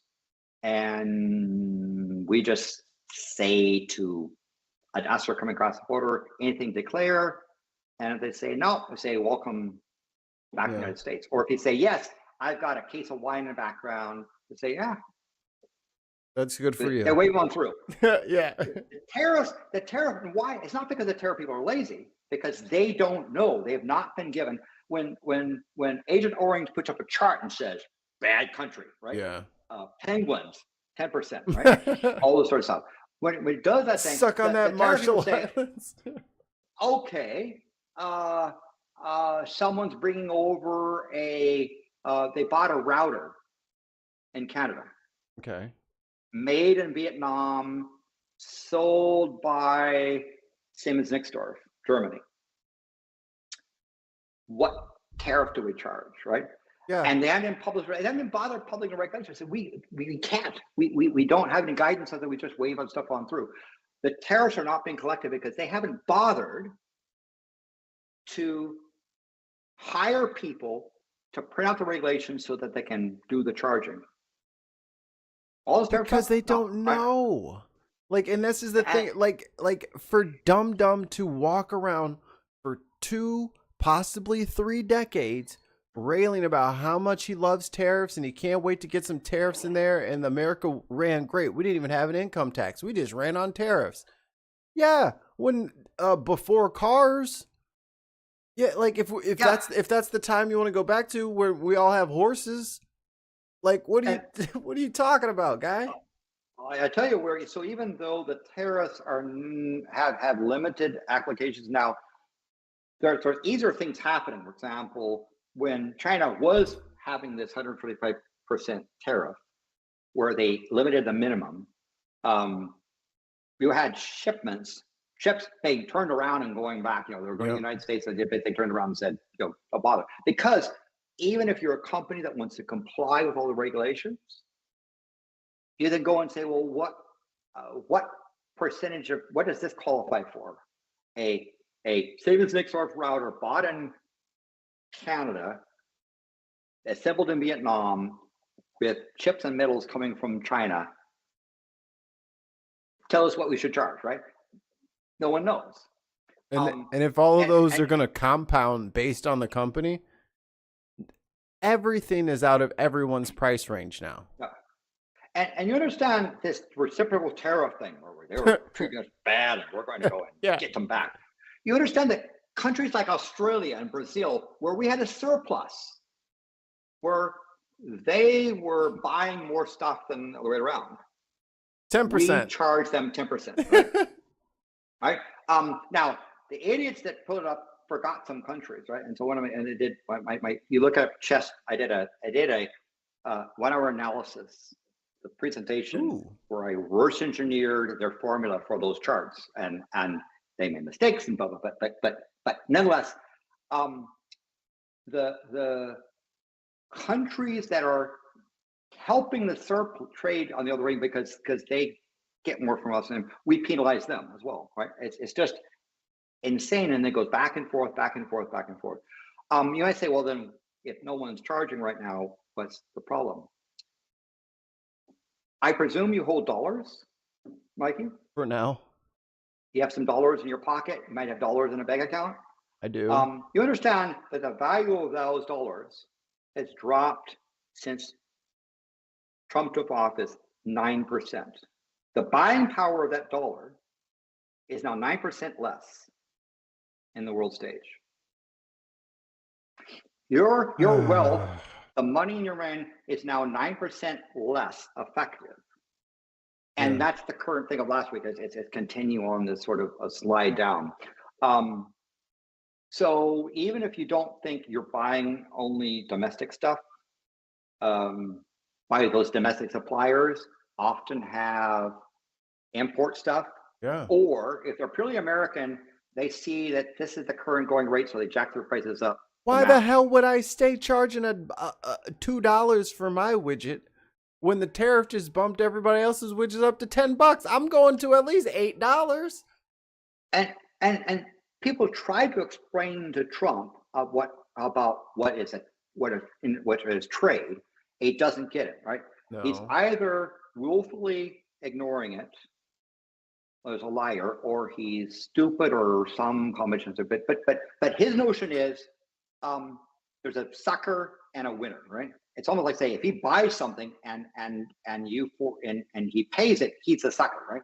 Which is why he likes to renege on business contracts, right? Yeah. He promises to pay something, and then if you allow him, he'll get away with reneging on it. So it'd be like saying, hey, I have a trade surplus with my grocery store, or a trade deficit, because I pay the money and I'm losing. So I want to put a tax on groceries because I'm paying the grocery store too much money. They're taking advantage of you. Trade is trade, right? Where it is negotiated, right? So somebody has labor and somebody has design. They say, hey, I tell you what, you give you this, you give us that. And they go back and forth to come to a price, a free market price, and they have a negotiation. So it doesn't matter in some respects if you're buying more stuff from them, because if they have a loss of supply, a cheap supply of stuff, you want to buy that cheap supply. Why would you want to buy your own more expensive stuff? Yeah. And so when you have the Secretary of Commerce say, oh, well, Americans just we need to manufacture cell phones in America. Right? People have to go to the factory and screw in little screws and so forth. No, I'm sorry. The coal mines, and I know they talk about, say, Americans have to reopen the coal mines because coal mining is. They love to mine coal. I tried to give them a job on Fifth Avenue with a penthouse, and they'd say, nope, put me back in the mine. So you look at that thing about lowering drug prices once again. Yep. Correction. It means the government can no longer, if this is allowed to go through, negotiate drug prices, so that companies that have a guaranteed monopoly with the U.S. government can charge what they want, and people have to pay. So inhalers and insulin, EpiPens. Yeah, all this stuff. Yeah, it's a matter of that no longer, what this says you no longer do it. You can no longer buy foreign stuff. You have to only buy American. Right. And you can't have a competitive price. That's an example. So when you look at the headline of these executive orders, Yeah. it's written in doublespeak, and it's almost always you can guarantee that it's the opposite. It's so Raising 84. drug prices by forcing the government to no longer negotiate in the free market. Yes, we're going to lower drug prices by not holding to account the pharmaceutical companies with our large purchasing weight of Medicare. Yeah. We will let them run rampant, and we will pay whatever they ask. Yeah. And so will you. Yeah. And so again, if you say, well, I'm not on Medicare, or I'm too young for Medicare, understand that even if these tariffs are never implemented, because it goes back and forth, you have lost 9%. You've had a 9% tax on any dollars you have, anything that expressed in dollars, because the dollar has now degraded. And this is so I mentioned the Congress's budget coming forward, where these executive orders, you could challenge them legally. But if Congress turns around and says, new budget, and by the way, the new budget eliminates the program to negotiate drugs, and it gets signed into law, now that becomes legal. You can legally claim, hey, Congress passed a law requiring the federal government to negotiate. This executive order is illegal, and maybe you can stop it. But then if Congress turns around, if the Make America Embarrassing Again group And enshrines it. of the gentlemen of Putin in the House of Representatives pass a budget, and they say, and drug companies go to them and say, hey, we can contribute to your campaign if you eliminate this negotiation power. Senate signs it, President signs it into law, Senate passes it into law. Now it's legal. So I want you to put on your red sorry prognosticator toque. Yes. What do you think happens in 2 years when, the next campaign should be starting? Like, we're a little ways out, but we're not that far out from it. Yeah. Well, the campaign for the midterms will start about a year ahead of time. So probably by December 2025, the campaigns for the midterms will come forward through to the Senate, entire House. And the representatives are looking at this and saying, I want to get reelected. I'm having trouble showing up to my town hall because I have a bunch of my ardent supporters yelling at me.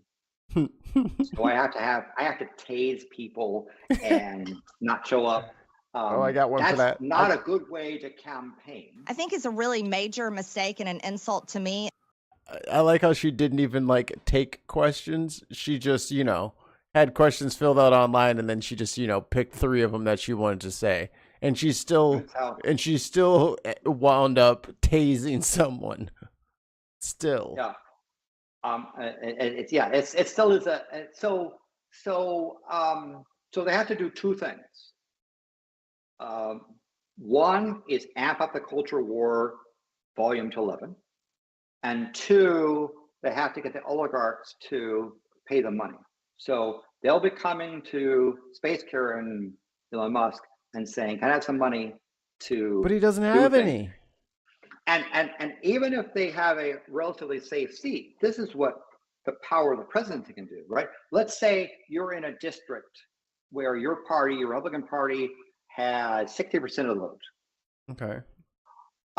You say, well, I don't have to campaign that hard, but then, Agent Orange comes and says, I want you to further eviscerate Social Security. I want you to go to Medicare. They say, yeah, but I got these people yelling at me. It says, doesn't matter. If you don't toe my line, I'm going to fund some idiot to run against you in the campaign. Where normally the Republican would be the only one running right for the primary. what's called primary year, right? Now, the person who comes out, they select, might be this extreme wacko, but you have to spend money and effort to try to get your nomination first. Yeah. It costs you. And so they say, you want to be primaried or you want to go along? I think the people have made it very clear that they have a lot more to fear from the people than Elon's money. I mean, this 150, the protest group that got all this stuff organized. Yep. I mean, it was. I still haven't recovered from the letdown that the news media has been doing as of late. Yeah, on the 5150 folks that are trying to process that. By the way, the ACLU is recommending those people involved that have been identified or participating in those campaigns to not leave the country, because coming back, when you're a U.S. citizen and you come back into this country, they have the right to seize your cell phone, computers, or that, and to consider your trustworthiness based upon your social media posts and your actions with that. So Mike, I would not advise you to leave the country and come back, because you have multiple strikes against you. It's not worth it right now. So you're saying don't come back? I heard it. Well, Japan, here I come. Yeah, but U.S. citizens are being sent to Central American gulags. Right. Even if they manage to gain enough noise for a judge to say you can't do that, we have to have a hearing. That's out. Sorry, too late. And Bukele just sits there and he laughs. He's just like, oh, how am I supposed to smuggle a terrorist into America? I don't know. Whatever greasy plane got your ass up here. Put him. You could have just gave him a ride with you. Yeah, and then the side thing is, the Supreme Court, our decision says, stop this. Agent Orange just bites the guy in and they laugh. They privately say, hey, keep him there. I'll make sure you're done right. I wonder if there's gonna be some small faction of troops and soldiers and the the wokies that survived the first round of the purge and who are just not gonna follow orders or follow orders but just don't follow them very well. Well, I thought you said Honduras, New Jersey. That's why I flew up here. So my bad. I went, I wonder if there will be like some of that willful ignorance and what's my contemptuous compliance and hey, I did what you told me to do, but I just didn't do a very good job. Sorry, I messed up your plan. Yeah, but the way that it works is that they start with some high profile entities that are not very cosmetic, not very nice, and say, see, this person, gang member, bad, and they try to pick the first ones that people say, yeah, that person's bad. We'll let that slide. And what they're really trying to do is they don't really want to arrest you coming back over the border. They want to try and get you to be docile, right, and to be compliant with things. They want to get you. So you might say, understand that you say if you have to leave the country and come back and consider not having, the ACLU say, consider not having a cell phone or buying a burner phone, right, which on the border they see, but they say, understand that if you come back with a burner phone, it looks like they'll say you're a drug dealer, blah, blah, blah. So put on put on your grandmother and those contact stuff there, but don't have the social media. On the other hand, Mikey, if they are reviewing who you are, I'm screwed. You're screwed more. 5 ways to Sunday. Yeah, I'm cooked. So, but still, if you're hearing this, understand there's hope, because one of the things is you can do, like listen to podcasts like this to understand the level of the problem. Two, you can contact your member of Congress to let them know your concerns. Even if the member of Congress is MAGA, right? You let them know that, because those things help. And there are people like Bernie Sanders or AOC that are putting out some social media posts. Subscribe to them and listen to them. That helps. We can get it through this, but not by sitting on as couch potatoes, being more concerned about some sports celebrity person's marital affair, right? Yeah, I think I thought it's 2025, guys. Like, who cares who is sleeping with at this point? Have we not? Has no one? Is sex new to people still? Like, I feel like even the damn teenagers know more about sex than I do at this point. Like, sex is boring. I don't care who people are having sex with. That's boring. If you're doing crimes, then go to jail. But if you're just having sex with people that you're not supposed to be having sex with, that's not really my business. I'm not the sex police, but I could be. So if you ask about midterms, my prediction is that cultural wars will be amped up to 11, that they're going to try and attack agencies that put out economic statistics. Yeah. Like firing people that calculate inflation, to have the right people do the things, because as they say, as Trump says, bunch of people yipping, like they're a little bit of dogs. Yip, yip, yip, yip, yip, yip, right? Did you hear about Billy Long, the guy from Missouri that he's got running around with him? He's I looked him up for something else. I can't remember what it was. Or maybe I saw him on like a John Oliver episode. Like, this is almost a year ago. This dude is just running around telling people, listen to me, I got all these great tax tips, and he's getting these businesses $500,000-$700,000 behind on their taxes because he's just giving them bad advice.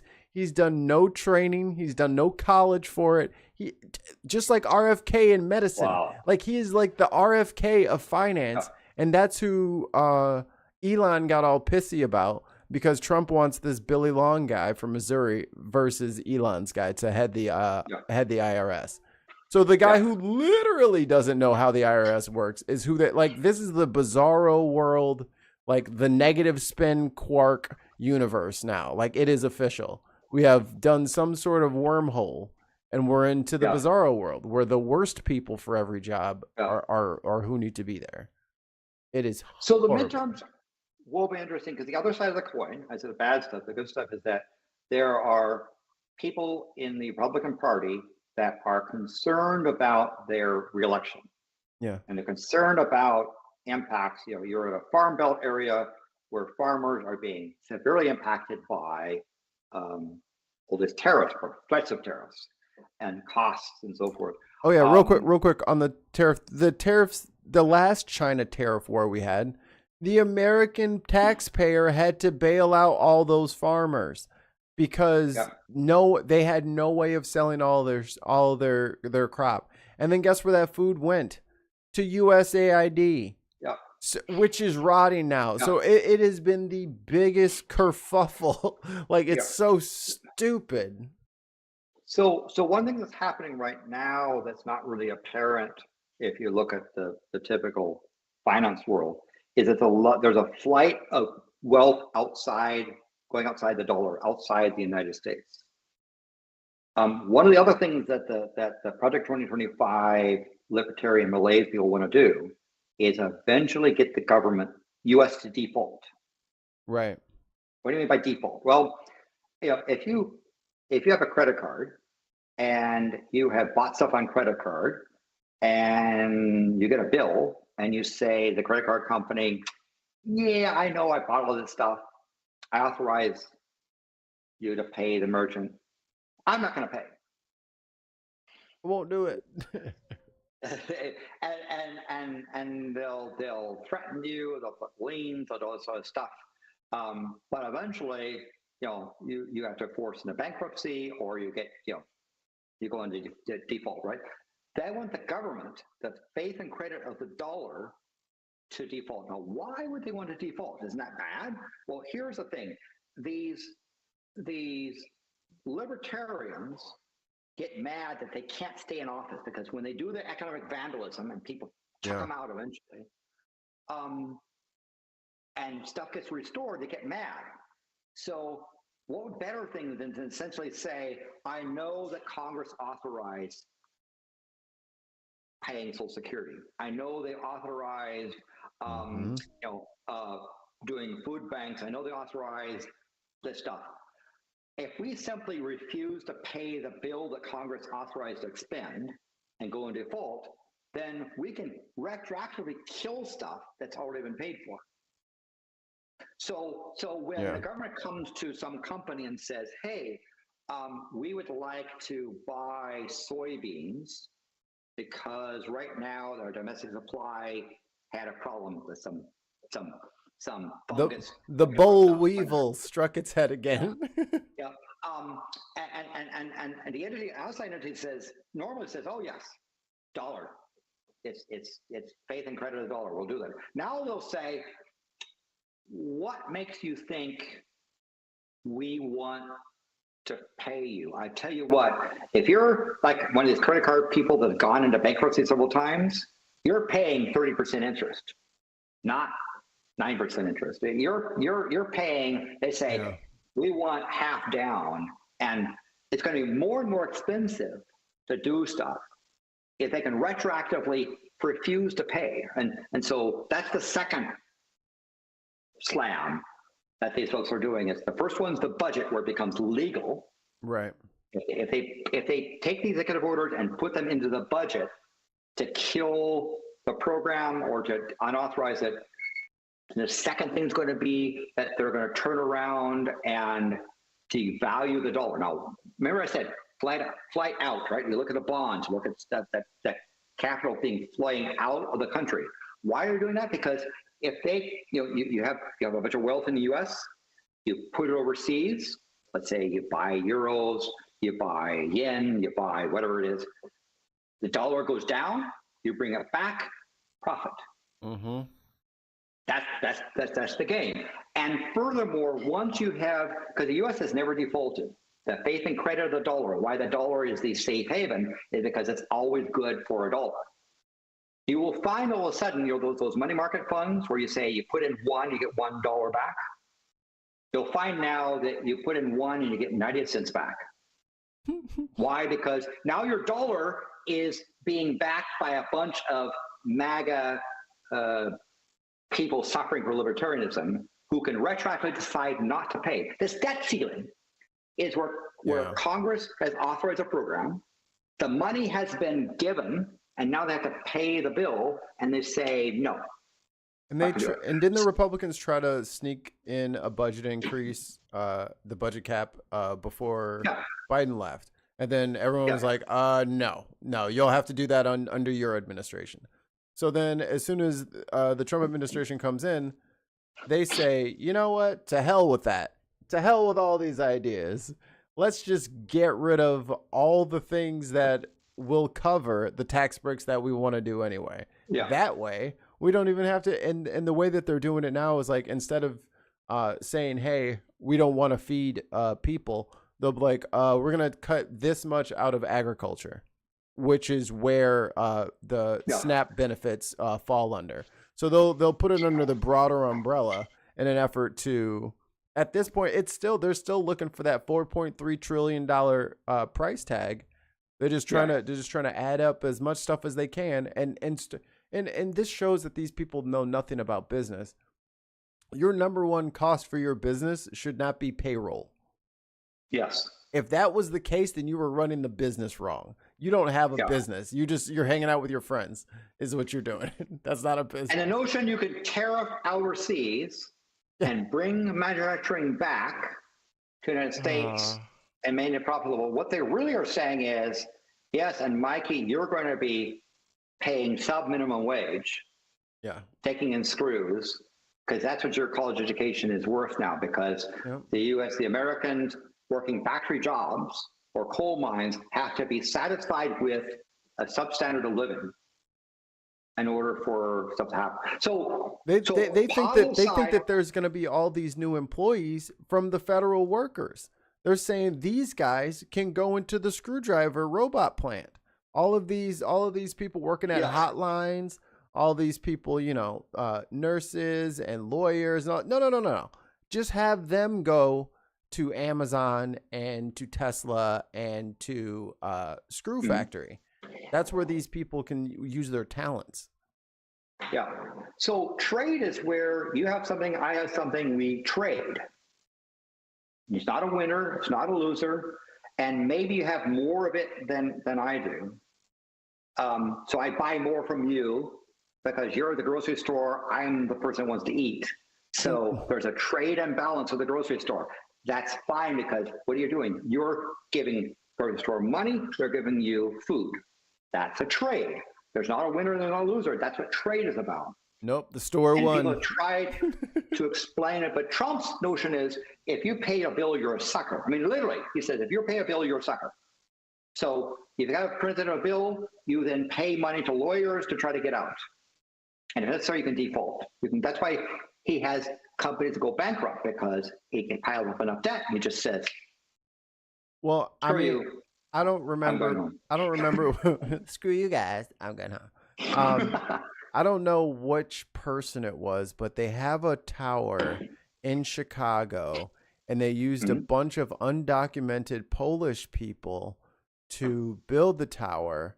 And then the governor of Illinois ended up going to jail, him and I think the Secretary of State, because they were giving those undocumented Polish people CDL licenses to drive dump trucks all throughout the city. Yeah. And we didn't find out about it until one of those dump trucks plowed into stop traffic and killed a bunch of people. So they looked at it, wait, this CDL is fake. Wait, there's a whole bunch of CDLs of those undocumented people that came in from Europe were working on the Trump Tower, and they got screwed too, because he decided, I don't like how these windows look. I'm not paying for the window guy. This drywall looks funny in this corner. I'm not paying the drywall guy. And that's his thing. And he thinks that he can just expand that to a national level of grift and Karendom. Yeah. And the guy who always wants to send his steak back when there's only the gristle left, and he says, "Oh, it was overdone." What part of it? It is his consistent business pattern of saying, if I agree to pay a bill, I'm the sucker. So if I can stiff you, you're the sucker, right? That's his winner loser sort of mentality.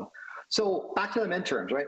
I think the best what we can hope for is at least one of the houses of Congress switches which party is there. At a point, we get gridlock. Yeah.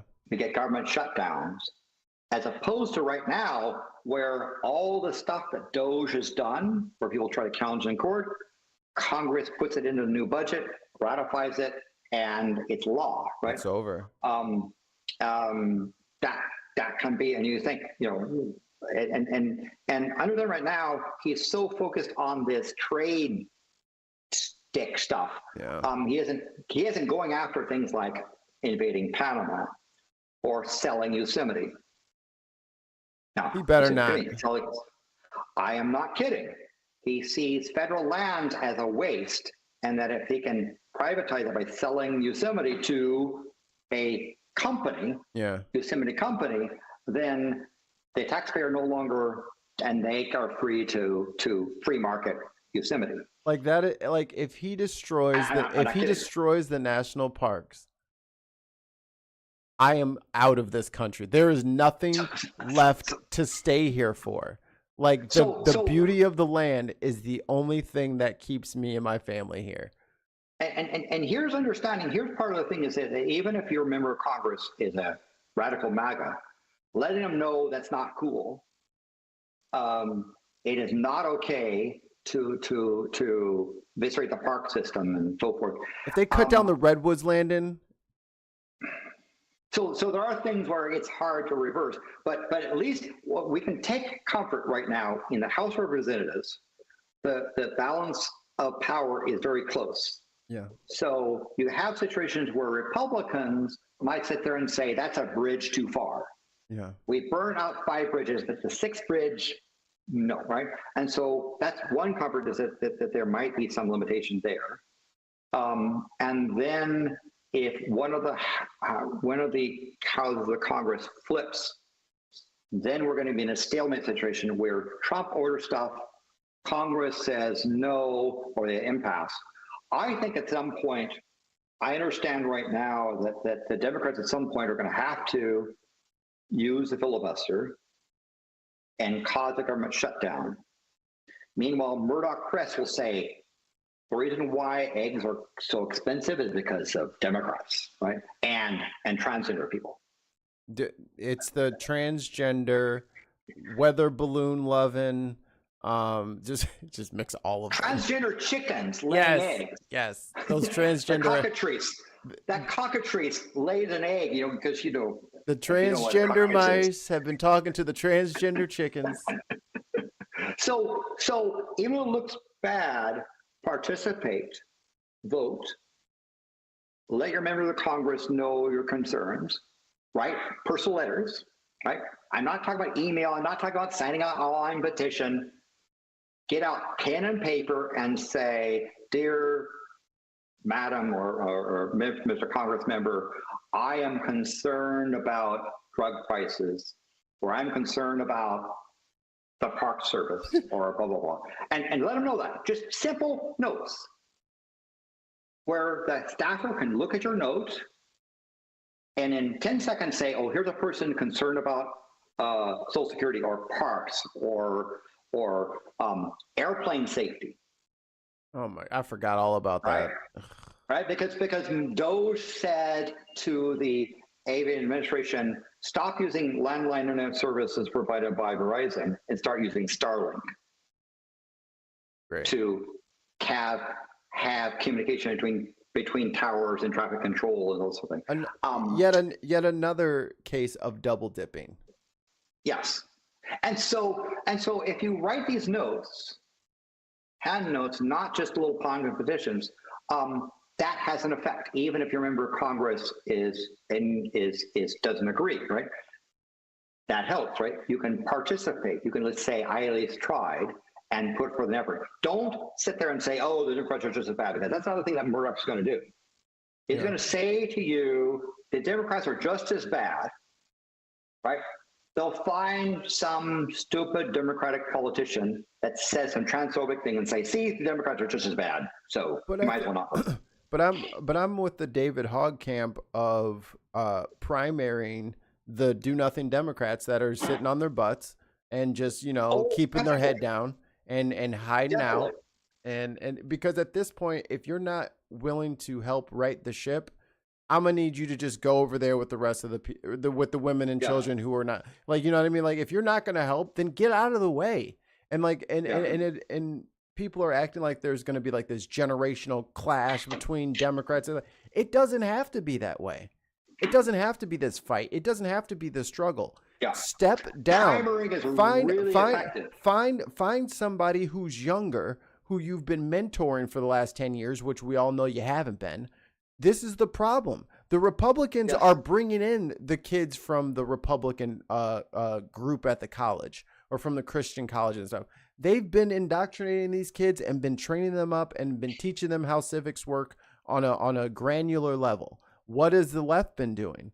They've been yelling that it's your fault, trans people. That's why we lost the election, is because of you guys in your damn prison. It's just like, that is the wrong message. So if we can't get away from this consultant class, like, let's wait until the Uber guy tells us how to run a frickin' presidential campaign.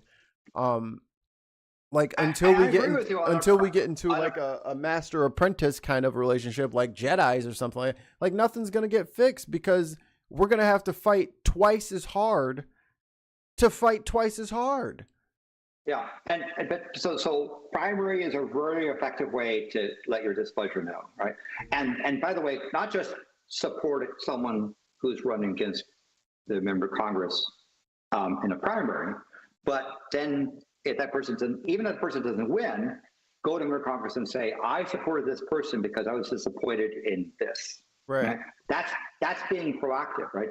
I know somebody who is a trans right activist who's also trans themselves, who said, I was so mad at Biden not supporting trans community, I voted for Trump to teach the Democrats a lesson. Yeah, you usually do the spanking in your own house. and that's, I told the person, you should understand what Uncle Tom is. Exactly. There's a book I want you to read. Yes. It's about a cabin. The house N-word, right? But it was like that was lost. But to participate, and again, little notes, let them know. You know, I had a good friend of mine that I was proud to support, Senator Barbara Boxer from California, and she sat on her hands in 2000. When people like Maxine Waters were going into the joints of the Congress saying, there's fraud in Florida. Yeah. Because the rules said that you had to have one senator and one member of House Representatives to put forward, we have a problem here. Not one U.S. senator was willing to even second for sake of discussion what the Congressional Black Caucus was saying. There's a whole bunch of problems in Florida. And so when Boxer came to me to support, I said, ma'am, I'm sorry, but not only am I not going to support you, I'm supporting your opponent because you sat down. And I want you to know I am expressing my displeasure by supporting your opponent in the primary. And I think like there's... Guess what? 4 years later, when there was a problem in Ohio, she was the senator who stood up and said, there's a problem here going on in Ohio. So it can happen, right? Yeah. You can, and here's another thing. Participating in the political process doesn't mean you will win all the time. Right. But the expression of, you miss 100% of the shots you don't take on goal, same thing. You will you'll fail 100% of the time for those political actions. You're not going to win all the time, but they're going to make a difference. Again, as Rosa Parks said, she may have been a catalyst, but the civil rights movement was millions of people doing very small incremental things. And somebody set up earlier in the chat, Fannie Lou Hamer, like, yes, like, oh, what a woman. So awesome. I love watching her speak, because you can tell like with the grainy footage, you can see how hot it is in them rooms. I'm like, these people suffered in these meetings because it is hot as hell. So participate in the political process in your own little way, and don't be discouraged when you don't win, because that's one of the things that the opposition wants to do, is to say it doesn't matter, why try? Again, a little postcard. I'm concerned about the state of our national parks. I'm concerned about air traffic safety. Please support, those little notes going in that they can see. The staffer says, here's somebody who took time to take a pen and paper, not just some email online petition thing. Yeah. And because, I'll tell you, the staffers we used to be my member of Congress said that 1 out of 1,200 people would write a letter to the member of Congress. So when you write a letter to Congress, I'm not talking about a little email thing, I'm talking about a letter, you're already at an elevated thing of, here's somebody who's active, paying attention. And then writing something really short, sweet, to the point, where it takes a couple of seconds, not a giant thing. Now, if you want to have a bunch of stuff about why Yosemite Park needs to be saved, you could sit there and say, dear member of Congress, I am very concerned. I would like Yosemite to remain a beautiful national park and be well funded. Please see the attached document for more information. And then send them a scroll. And you send them, you attach that cover letter. It's a cover letter thing. And so when a member of Congress goes to the staff and says, what are people writing about this week? They'll say, yeah, a bunch of people talking about the park. And the member of Congress says, okay, parks, that's interesting. Why don't you follow up on that and see if there's anything I need to do? Guess what the staffer does? They go to your letter with that little block of stuff and say, oh, this person helped do my job, right? So there's ways that you can be effective. Vote even if you know you're going to lose, because it's about expressing yourself. Don't follow despair. We didn't get to it before Tim left, but that's mostly what he does for the congresswoman who he works in her office, and he mans the phones, and it is people on the left, it is people on the far left, people in the center, it is MAGA people, it's cultural conservatives, it's all of them. All of them are calling everybody because not everybody is answering their phones. So they're like going down the list for people in their state and just someone listen to me. Like I need this program and it's Trump's trying to cut it and I need to tell somebody like something needs to happen. I can't make it without this. And those are the calls that he's getting.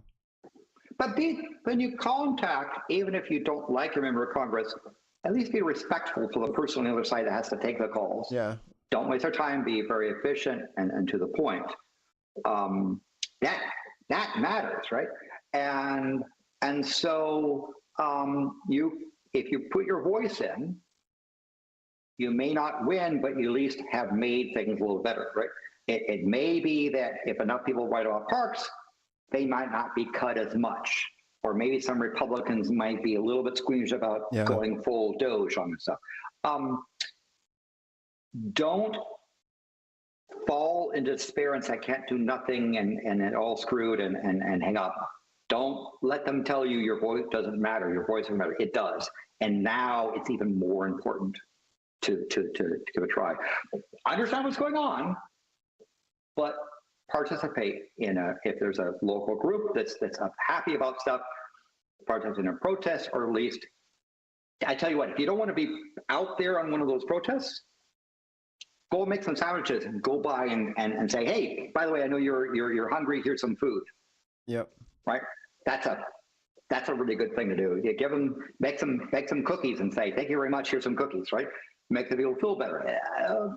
There are things you can do, and do it not because you're going to win, but because it matters. Yeah. Participate not because you're going to be the one to decide, but because it matters, right? And yes, things will get bad, but perhaps if one of the houses of the Congress can be flipped, the Republicans won't have it just a laundry chute of stuff. It'll become a stalemate.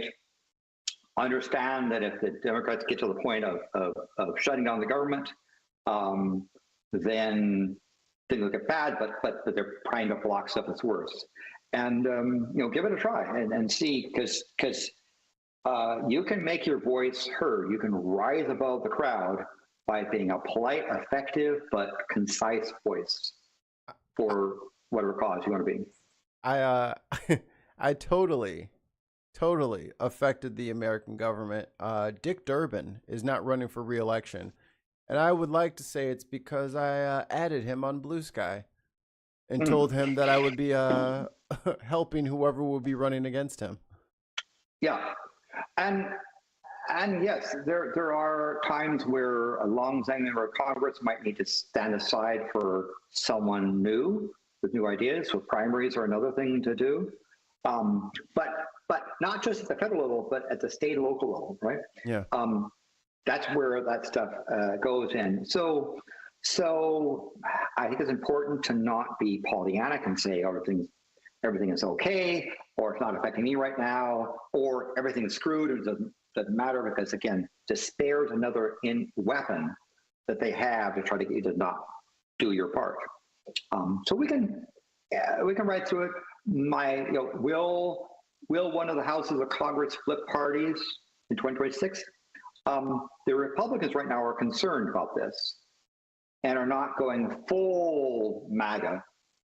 They push back on some stuff because they're concerned about potential impacts. You can continue to have them concerned, because if you're in a Republican district, you can let your member of Congress know you're unhappy with what's going on. Yeah. You can keep the pressure up, because that matters, right? Even if Space Karen goes and throws lots of money at it, they recognize that there's only so much stuff, because you look at what happened in Wisconsin, right? money doesn't always buy an election. Not in the It Midwest.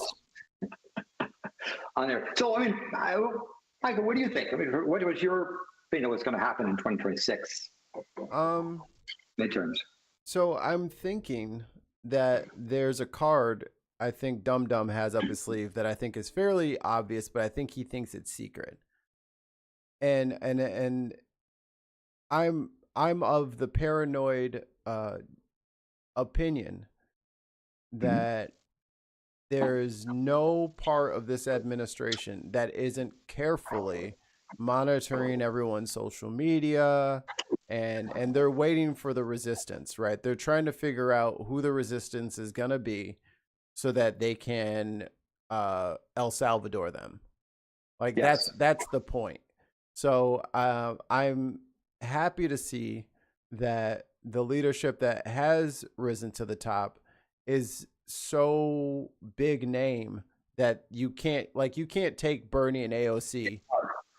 You know, you're gonna have a full-on riot on your hands. Like the people that are standing up and are being visible are so big and visible. Like, you know what I mean? We got big enough titans up there that they can't snuff out the message, and that makes me happy. Yeah, they're putting out YouTube videos. Yeah, like and subscribe and thumbs up. That helps.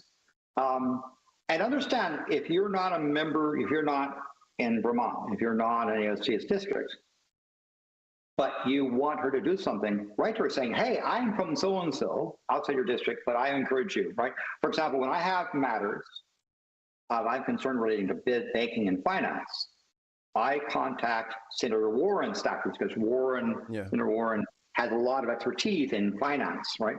And I make a note saying, I'm from, Pacific Northwest, but blah, blah, blah, blah, right? And because those things, even though I'm not in her state, help. And that's part of the process, is that because the media is going to try to sit there and say it doesn't matter. The media is going to just say, yeah, the Democrats are just as bad.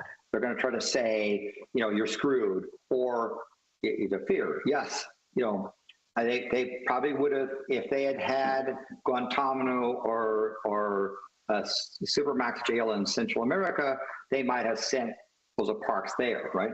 Right. They didn't, right? Right. But understand, her effectiveness was not simply her act. It was a great act of courage. It was the millions of people following up in little ways to try and do something. I mean, you need to be that little way, because that's what moves mountains. Because I think in Birmingham, the bus revenue was like, I don't know, double-digit percentage of what the city needed to run.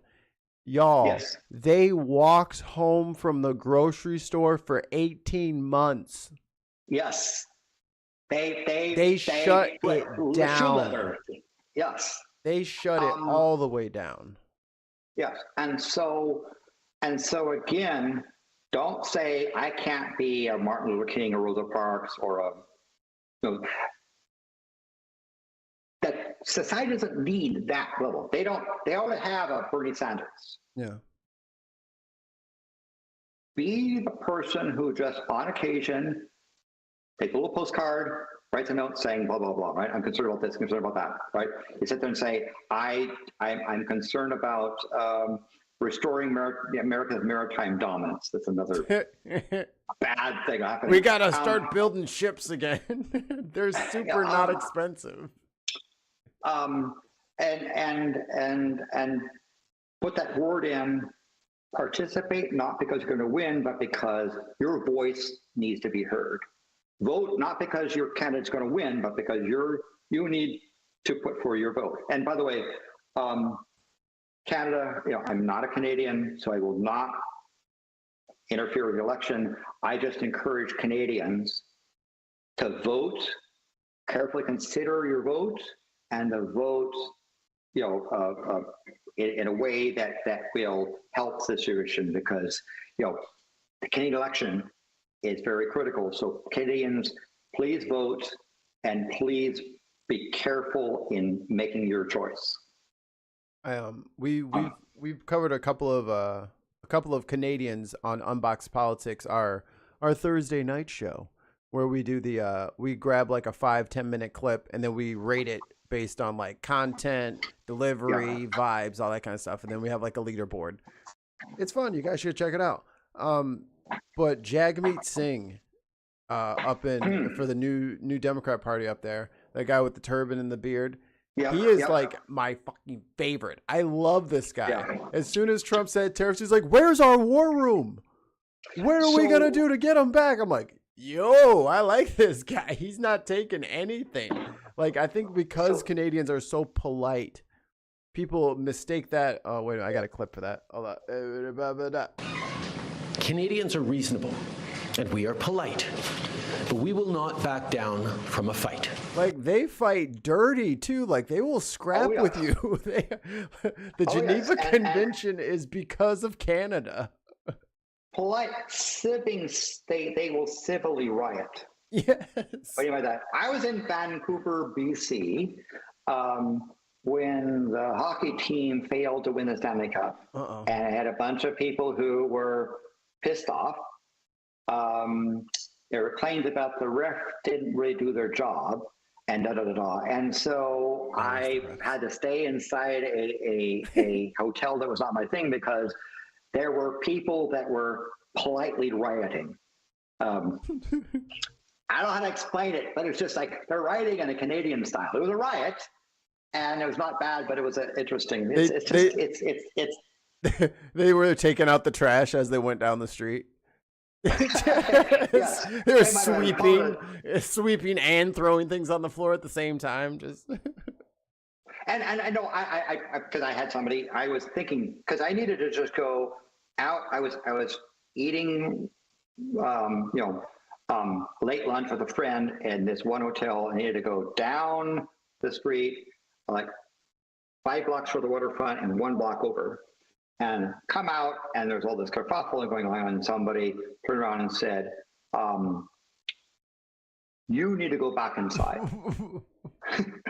No, sorry. I don't know if they said sorry, but it said, basically they said, "I'm sorry. You're not a rioter. This is not what you came up here for, I'm sure." Yeah.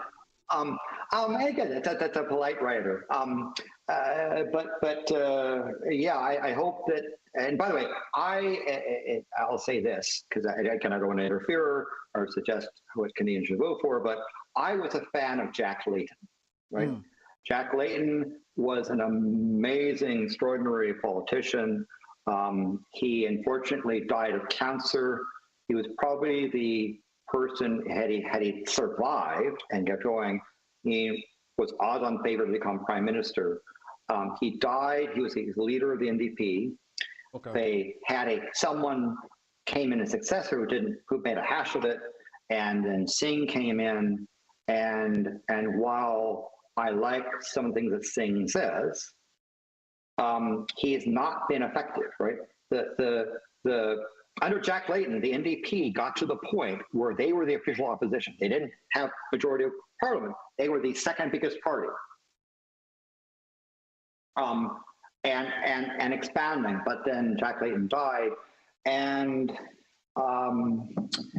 Singh has been unable to carry NDP forward. In fact, if you look at the NDP numbers, so I don't want to say how he votes, but I would say the Canadians like him. I'm not saying he's great at his job. He's dead, I like him. He got blindsided at a town hall, and that lady I almost want to. Have you seen this? Where the lady was screaming in his face. I like how he composes himself. Right? Yeah. I like the message he keens forward. Unfortunately, under his leadership, his party has been in decline, and they need to change that if the party wants to be effective. Yeah.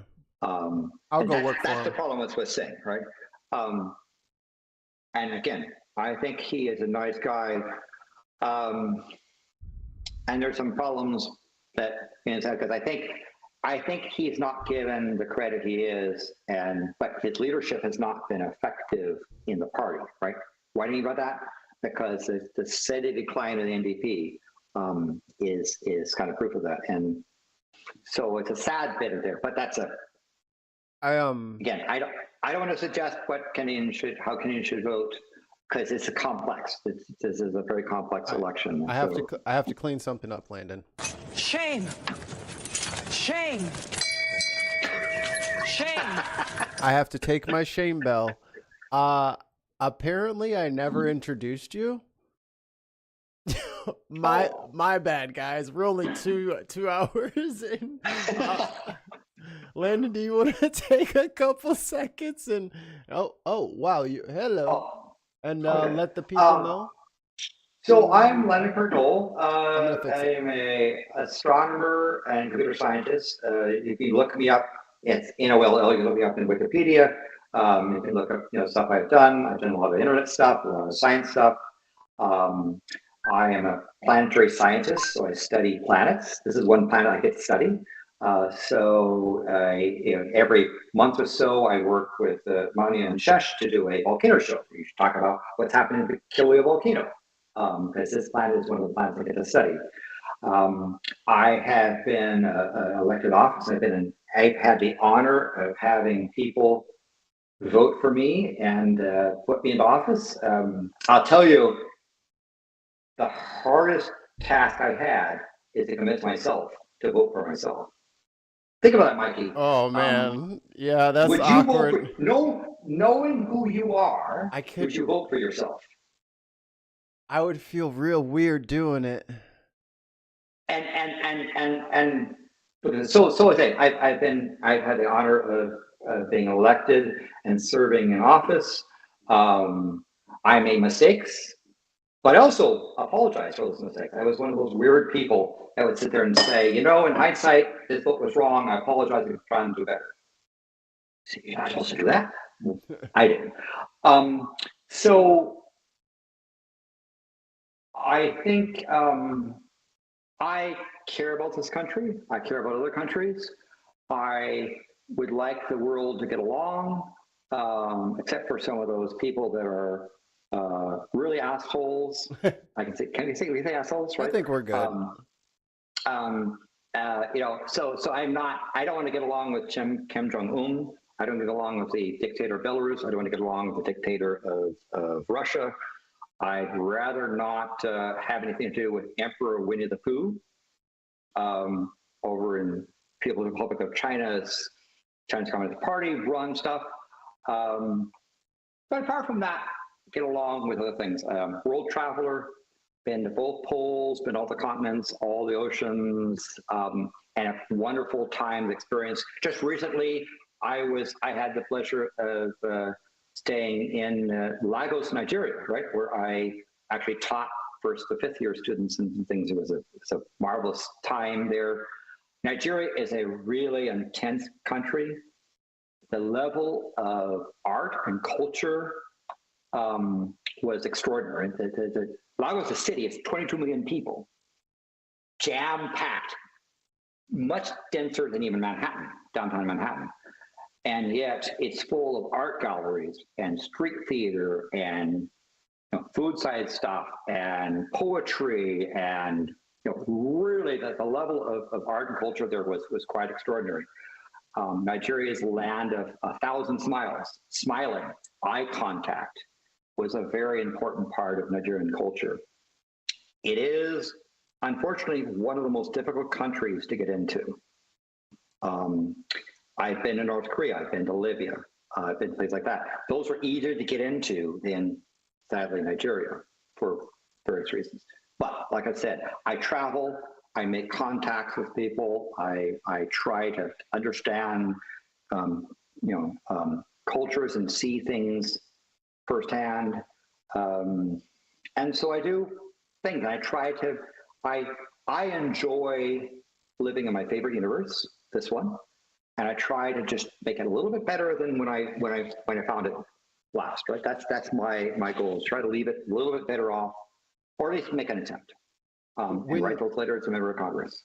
When you found your first big number, how big was that first record-breaking big number, that prime? So yes, what he's referring to is that I have found several times, or either discovered or co-discovered what was then the largest known prime number, right? Which is There's so always a bigger cool. prime number. There's an infinite number. It was there, but it was a 6,533 decimal digit number. And at the time it was the largest known, and I've had that record. I've had 8 world records relating to prime numbers, either held or co-held. But what we did when we had a technique, we published it, and we gave all the source, all the techniques, put it out there, and then people took that and beat our record. Right, the record was not to hold it, but to enable the next person to do even better. So what started was this avalanche of, yes, people can do these things. And so now there's a whole citizen sort of thing of people searching for these large prime numbers and techniques there. It's been a passion of mine on the side. But yeah, it was something to do, and it's something to contribute. And it's hard, some people, even my parents, to understand. But when my second world record was broken, I was happy, because they took what I did and amped it up. They improved on it. They took the result and greatly improved on it. And to me, progress was being made. I feel happy that that's part of science. And so it's something there. And so I have online, there's a document about how to find a new largest known prime. And I talk about how with a lot less effort, there's effective ways. If you want to get a world record prime number, I go into great detail of here's the current best methods of doing that a small group or company with some moderate resources could achieve and beat. When in 1990, for example, I was part of a group of 6 people with one computer. We were racing against the entire set of all the great supercomputers in the world, all at a time was working on this problem, and we beat them soundly, right? And held the record for a while, because we essentially were smarter in how we computed rather than just harder. Just and we published all our stuff, and people benefited from that and moved forward. So yeah, I've done a number of things. I've been privileged of meeting some extraordinary people, but yes, it is a case where the extraordinary people that I've had a privilege to meet are one thing, but there is a whole enormous collection of other people that benefit from it and take them next level. Right? I can tell you, that a couple of times I had the privilege of speaking with Nelson Mandela, but Mandela was a figurehead, but the struggle against apartheid was a around the world struggle that achieved great things. Yes, we had and the world. There's rare times that people like Mandela come around, right? Yeah. Just an extraordinary man that I feel so privileged of having just met. But the success was based upon lots of little things that turned the corner. I feel bad now, the state of South Africa right now, but that's a different story. Nevertheless, I've had good times, bad times, made my mistakes, but I try to enjoy my favorite universe and make it just a little bit better. Please, we said a lot of depressing things.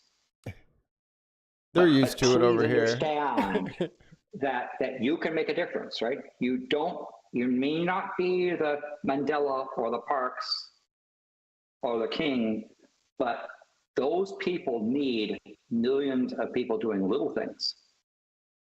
And that might mean something such as someone says an anti-trans joke, choose not to laugh. Light them up, Mikey style. Yeah. And the thing, and again, I'll say it again. If you have a concern, little postcard, write a short note, send it off to your elected official. Those matter, right?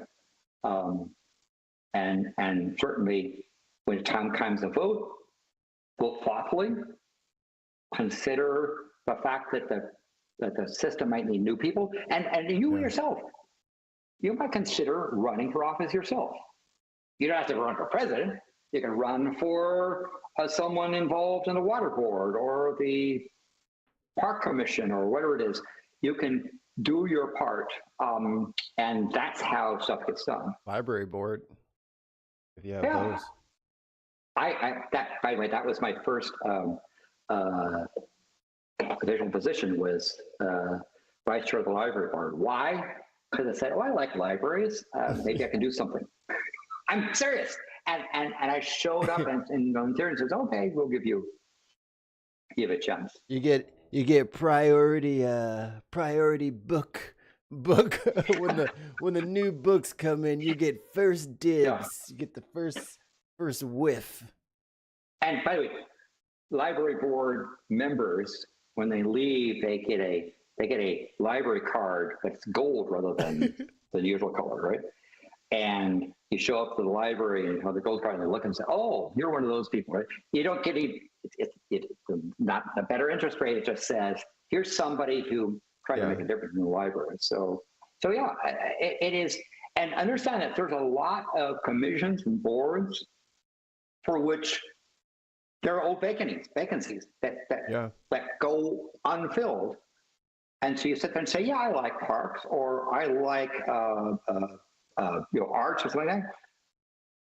Give it a try. Give it a thing and see if you volunteer or ask to be appointed or write a letter. You can make a difference in your community, and you are the ones that enable great things to happen, because it's the millions of people who yes, we've got big problems, but we have the ability to do something about it in little ways. So please give that a try. And I feel like I maybe I've been watching too much anime, but I feel like our hero, whoever they might be, cannot emerge unless, like, if this was like a pool of water or something, unless the temperature is right. So if we don't like individually do what we can to raise the temperature, whether that's not just casually accepting your idiot friend on Facebook's dumbass tweets, like sometimes lighting them up for saying things, or fact checking people when they lie about certain things, not letting bigotry just kind of run rampant in your civil circle. Like, you should probably get out of those groups now. Yes. You know what I mean? Like, they need to understand that you're not down with that, and you need to like squad up with some people who are more like-minded. Yeah. Because if you're at this point, if it gets down to like brown shirts and Gestapo, which is kind of where we're at now, and you're appeasing this, you look a certain kind of way to the rest of us. And we don't know what to do with you except for to put you over there with them. Yeah. Now, I also have private conversations with hardcore MAGA people. Because they can't quite figure out, after they get along, you're a Democrat, you're one of those lip cards, blah, blah, blah, that thing. And you get through the catechism, start to have a conversation. Right. And they say, well, I don't understand. You're not this evil eating babies. Every time. Yes. And so I have these conversations, not to try and convince them to change, but to show that someone who has a different opinion you can have a polite conversation. Yeah. And take some tact, right? You can't sit there and say, I can't use the language I use of Space Karen and Agent Orange, so forth. I gotta be more tactful. But that's also a thing, to have a conversation where your goal is not to convince them to change their mind. Simply having a civil conversation with somebody that you disagree with over a political matter can be a way of changing the discord dialogue. So yeah, confuse them by being a reasonable person. I thought about doing something like, they've been having these like 20 20 Christians versus an atheist, or 20 like the surrounded thing. I was thinking about us doing something like that, but I would just more or less like get like 4 or 5 people who are in favor of this stuff, and then I'll just talk to them just like for an hour. And just like I just want you to convince me. Just tell me I'm wrong, tell me I'm crazy, explain the details of how you think that this is going to work out just fine for everybody. And I'll just sit there and let them explain it to me. But understand when they run out of coke. And when you have a conversation, let's say a hardcore MAGA person, right? They are parroting the news cycle and the political comedy, political commentator cycle. They're parroting that stuff. They're parroting these catechisms, and they'll insult you, and they're because they've learned that's how they behave. Don't take the bait. And go orthogonal. So they set this false dichotomy of you're either a freedom lover or you're a Democrat, right? Some false dichotomy. Go tangential to that dichotomy and sit there and say, well, what, ask a question such as, what do you think a involved citizen should do? Right. And begin to have a dialogue. Don't take the bait.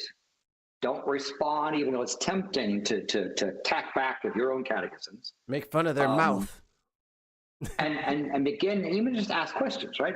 And you'll find, that. And I had a person, a MAGA person. I was trying to describe a local politician that was not being very effective, who was a narcissistic person who has, no compunction of harming people. And the person said, so you're saying this person's like Trump? Now, what I do, I said, sure, but let's talk about the person, right? I didn't crow on that thing. Right. I just said, they've now equated Trump's behavior with this person. Let that lie.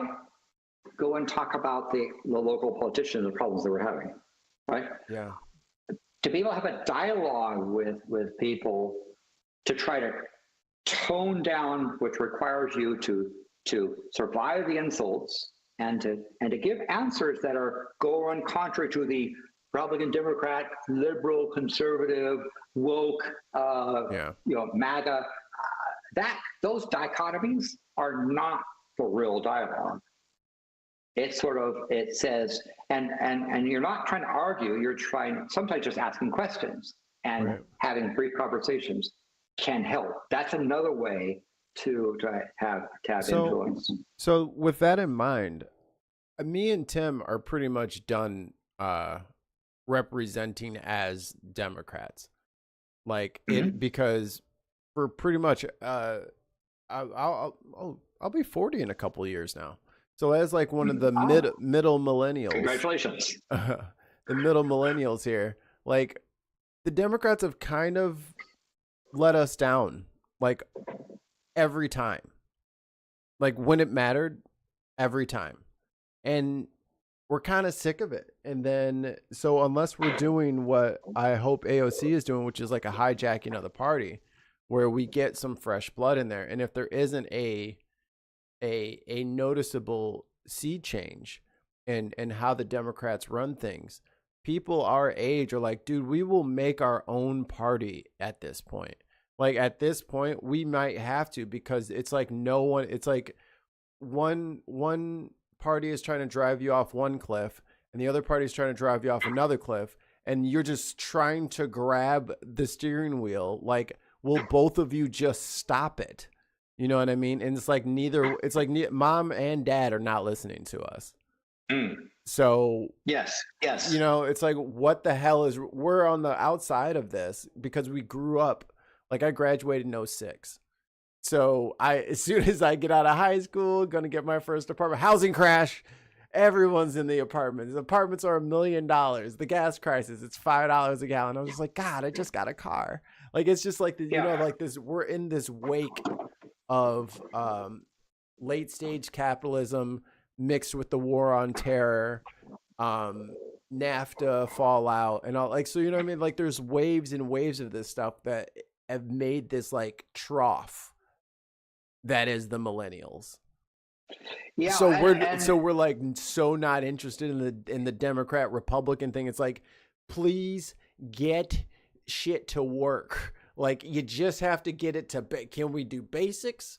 Can we do the generic brand? We just need, you know what I mean, like single ply toilet paper and a loaf of bread and peanut butter for everybody. Like, can we get the bare minimum to normal anything, like without sacrificing brown people or trans people? Can we just be normal?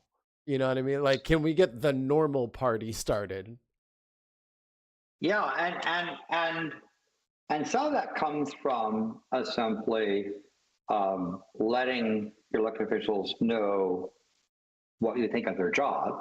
Yeah. And some of them actually might be step up and run. Yeah.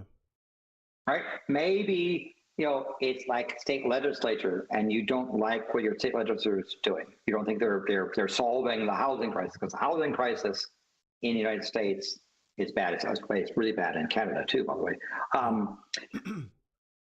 And so maybe be that person that tries to primary somebody, right? Give it a try. Participating is not about winning. Participating is about participating. And yes, we've got big problems. And the situation right now with housing, with cost of living, with the number of jobs you have to have and try to make ends meet, these are very serious things. Regulations going away from the landlords. And so what do? Well, first of all, you communicate to elected officials your concerns. And secondly, you might even consider participating in the system by running yourself. Or at least, if nothing else, maybe you don't win, but you at least have the dialogue where the person is forced to talk about housing problems, or the cost of having a house, right? Or the availability of housing, or whatever the thing is, right? Those are things you can participate in. We have a serious problem in society in terms of just trying to get the basics. And sadly, the economic vandalism that's occurring with the advice and consent of the Republican Party is going to make the economy worse. But there's nothing you can do, right? You can also participate on the other side of assisting, right? Being involved in volunteering, right? There are groups like Habitat for Humanity that go and build houses for people that couldn't afford it, right? To give them that start in life. Participating in some charitable events by doing something, small volunteer things can make a difference, because you might have a great act, but behind every great act is millions of small little bits of civility, kindness, and it won't instantaneously turn the thing, but you can at least say, I'm part of the solution, or I'm part of the problem. Yeah. I think we're doomed. Yeah. Just gonna fall in the volcano. Nope, you're right. So it is over. And you look at stuff like, you look at this, here's a news story about Trump store now selling Trump 2028 hats. Come on, man. See, Landon. Everything these generations before has touched, they turn to poop. Like, why? Why do we have to have this conversation? Can't we just be normal? Other people are watching us. We are so embarrassing. So, Mikey, when you're my age and I'm invalid or dead, are you going to do better? Can you at least try to do better? The bar is so low right now. I feel like we can knock this out of the park. I mean, it's so absolutely. It's right and there. That's part of the thing about participating in the political system. Yeah. So few people try to participate in a way that, and so by just being there, the starting line, you're already ahead of the curve. So yes. I feel like there's tons of people who because like the DNC machine and the way that it has really stifled progressives over like the last 2 or 3 cycles, it's daunting, you know. And so we need and now that David Hogg's in there, hopefully they will call off the hounds, so that some of these lesser known people with great platforms and great ideas can actually, you know, make some headway, because it was cutthroat out there. As soon as you try to run against somebody, the money would flow in from DC. It's like, how did you get so much money all of a sudden? Oh, that's fair. That's fair. that's the people having a voice. But again, you know, trying to make a difference or doing your part. And at least you can say I did my part, right? I want everybody to know who their people are and who's actually running.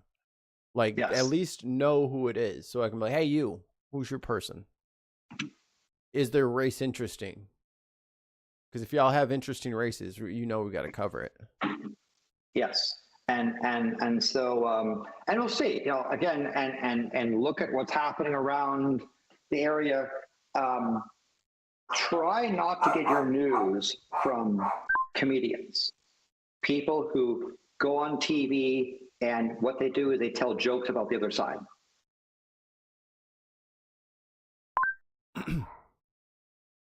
Oh, stinking dog! He woke the baby up. Okay, and try not to take that, because those kind of shows where the commentator makes jokes and say, "Look how dumb these people are," right? Yeah, that's not helping the dialogue. Right. And even if you agree with the comedic joke, that's not going to help you participate. That's going to just flame the uncivil discourse. So try instead to look at the impact of stuff, be mindful, but then say, hey, so I'm looking at the stuff about I know you believe me, I'm going to go and write a little note to my member of Congress saying I'm very concerned about this executive order that tries to undo the law on negotiating prescription drug prices. Sign my name, send it off to my member of Congress. Right? That's a little bit of way you can help. Yeah. I think we want to fight, though. Yeah, I think as supporting people that are fighting. I think we're all ready to. And I think you and Tim are doing a good job of putting forward information that can help, right? Of stuff. Yes, got to be entertaining and show the craziness, but also show some facts-based stuff. Can help there. Well, I think I have it on another screen. We usually have like the ticker thing, the number that can go across the screen, so you can call your congressperson. Yeah. Is there anything from before we finish on the chat, or any comments about the chat? Oh, let's see here. Either positive or negative, or it's all positive, I should say. But they're more or less talking about here. Kane says, my brother, who is a conservative, has an army buddy who has become so MAGA that they're not even friends anymore. But even that guy would hear me out when I talk to him because we both hate cops. There you go. The enemy of my enemy is my friend. And see if you can try to hold a civil dialogue on things, at least so they know that you're not some alien people-eating terrible person, but instead, you can at least agree to disagree. That can be also something that can help.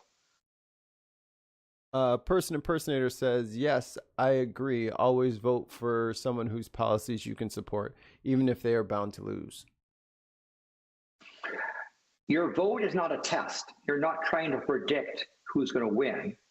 You're trying to select somebody that represents, that may represent a better choice.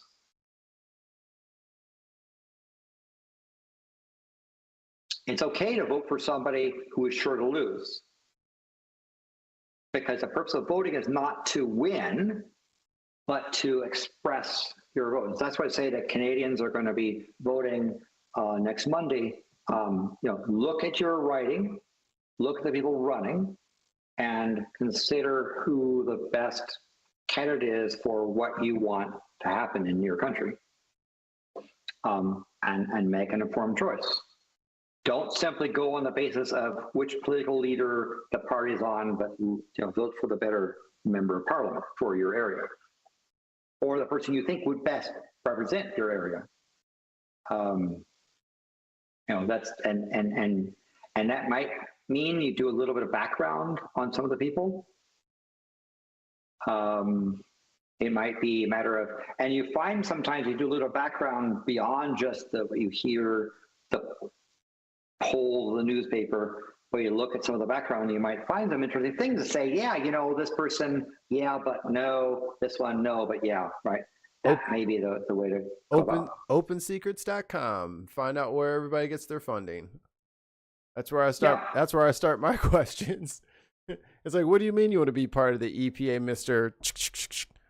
Oh, all of the oil. Okay. Yeah. No, he cannot go over there. No. You can find all of that stuff out. Yeah. So next Monday, Chesh and I will be doing a beginning of election returns in Canada. At that point, I'll be able to express my opinion. I am very aware of the nearest riding. That's what the Canadians call congressional districts. The nearest riding from where I live, and who the candidates are, and some interesting things regarding those candidates. And the issues involved in there that they'll be interesting to see what happens, right? Now, I can't vote because I'm not Canadian, but I can certainly tell you, at that point when the polls close, I'll say, here's how I would have voted in this particular writing. But yeah, there's a bunch of fascinating things going on. What's a guy got to do to get an invite over there? I don't know. Immigration to Canada is a very interesting history, right? They've gone back and forth between tolerance and intolerance, and it kind of depends again. To the live stream? No, I'm saying invite to the live stream. I thought you were saying going to live there. Okay. No. Oh, I know they're not going to take me. Mikey. Chesh is the one that is organizing it. Okay. So send a message to Chesh. I'll go bug her. I'm a guest. So yeah, go in and do this sort of thing because we'll look at these election returns and watch stuff coming in. We'll try to get people a little bit of education about what is Canada, right? Yeah. And why would some Canadians say that perhaps the United States should become the fourth territory? Yo, if they want to take the upper middle, like the Great Lakes states, if they want to just be like, you know what, you've been acting crazy, Illinois, Wisconsin, Minnesota, and Michigan are all now Canada. So just deal with that, and we'd be like, oh no, we just pull out all of our Canadians. I'm like, no, not that. What are you talking about there, eh? Canadian society has norms and so forth that are sometimes very different in the United States. For example, gun ownership. Yeah. Canadian gun ownership is on par with the level of U.S. gun ownership, right? And yet right Canada's gun has fairly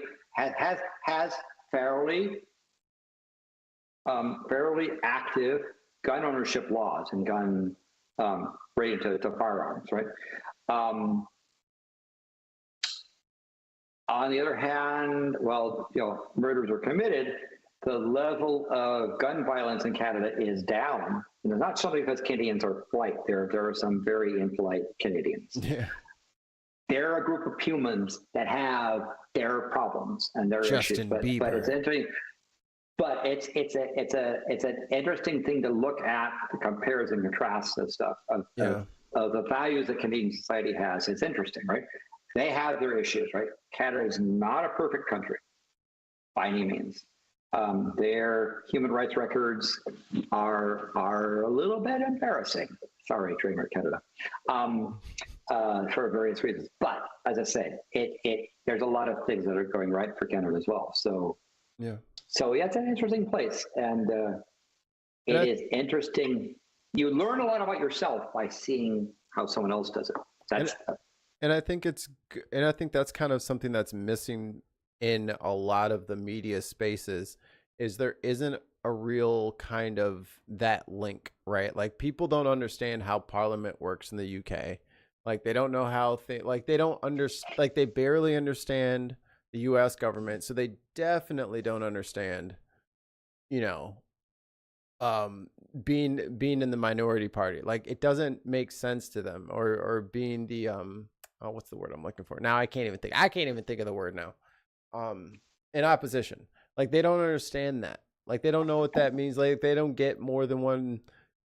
We don't get the full experience, I think, of our own system without learning more about other systems. You know what I mean? Like, you can't appreciate what's unique about your own if it's the only thing you know.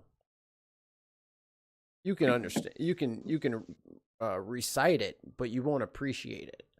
Like, it won't make sense. You'll just be plugging and chugging along, like you won't know. If that makes any sense. In Canadian elections, says tons of mice. People vote for whoever they think has the most syrup. That is a true fact. That is in the dictionary for how to decide the prime minister. Whoever has the most syrup. Is that racist? Are you being racist right now, tons of mice? Is syrup a Canadian trope? I hope my only wishful thinking thing is, I'm glad that it's Canada that he's pissed off, and it wasn't like, I don't know, if Canada's population has switched with like Turkey or something like that. Like, I'm glad that it's like our very understanding, mature, stable friend who will let this child have a tantrum and break some stuff and not just clobber us for it. You know what I mean? Like, we could be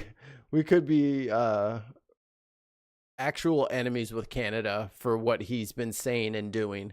And thankfully they're ignoring us and treating us like children, which is embarrassing, but at least we're safe. So thanks, Canada. And sorry about that. Yeah.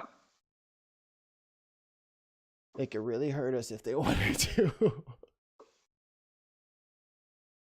But they're good folk. We love them. God, it's embarrassing though. Yeah, I'd say, and so I hope someday the United States can behave in a consistent way that would allow Canadians to say, maybe we've learned our lesson and are doing a little bit better. But it's going to take time. Yeah. To demonstrate, our willingness and our partnership. Meanwhile, give them a little space and let them know.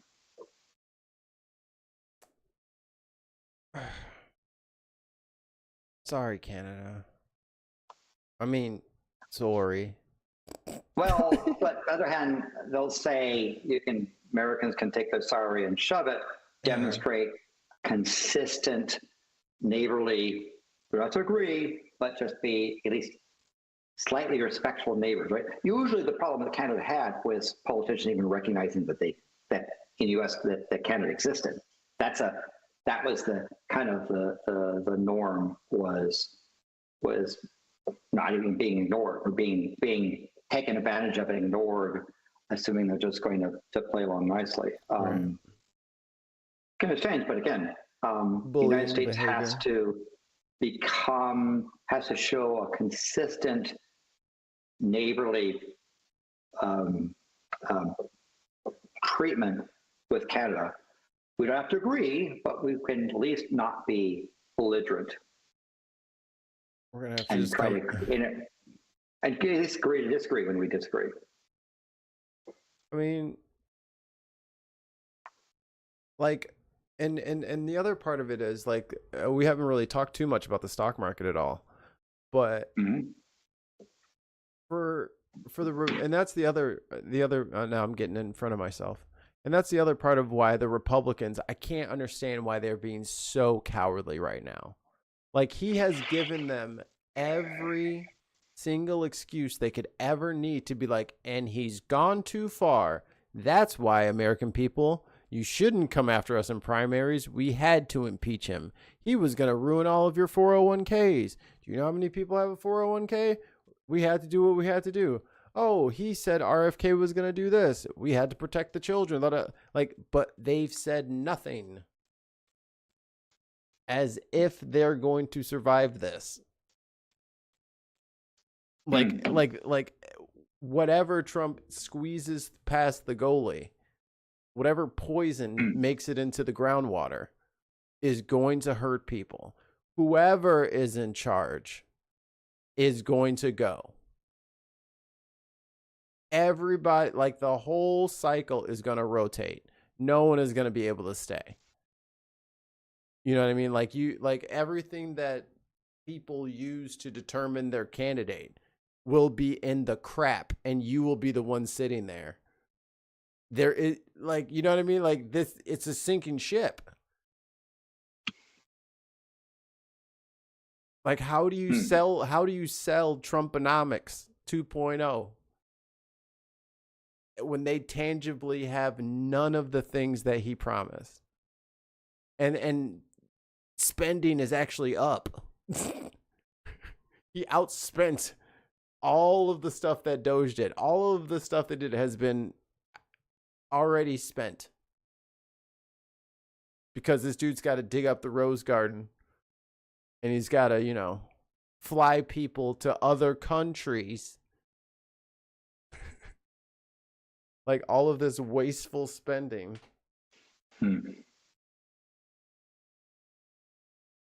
So it's going to, I think that there's going to be a tremendous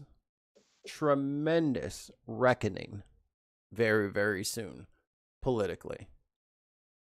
Because everybody who didn't have a town hall expect to be gone. These people are fuming. Because if you got the soccer moms and the dance grandmas at town halls yelling, oh no, you've lost the locker room. And both sides have lost the locker room. Whoever appeals to the people and says, I'm going to fight and I'm going to stop this, will stay. If you capitulate to Doge and all that stuff, you're going to go.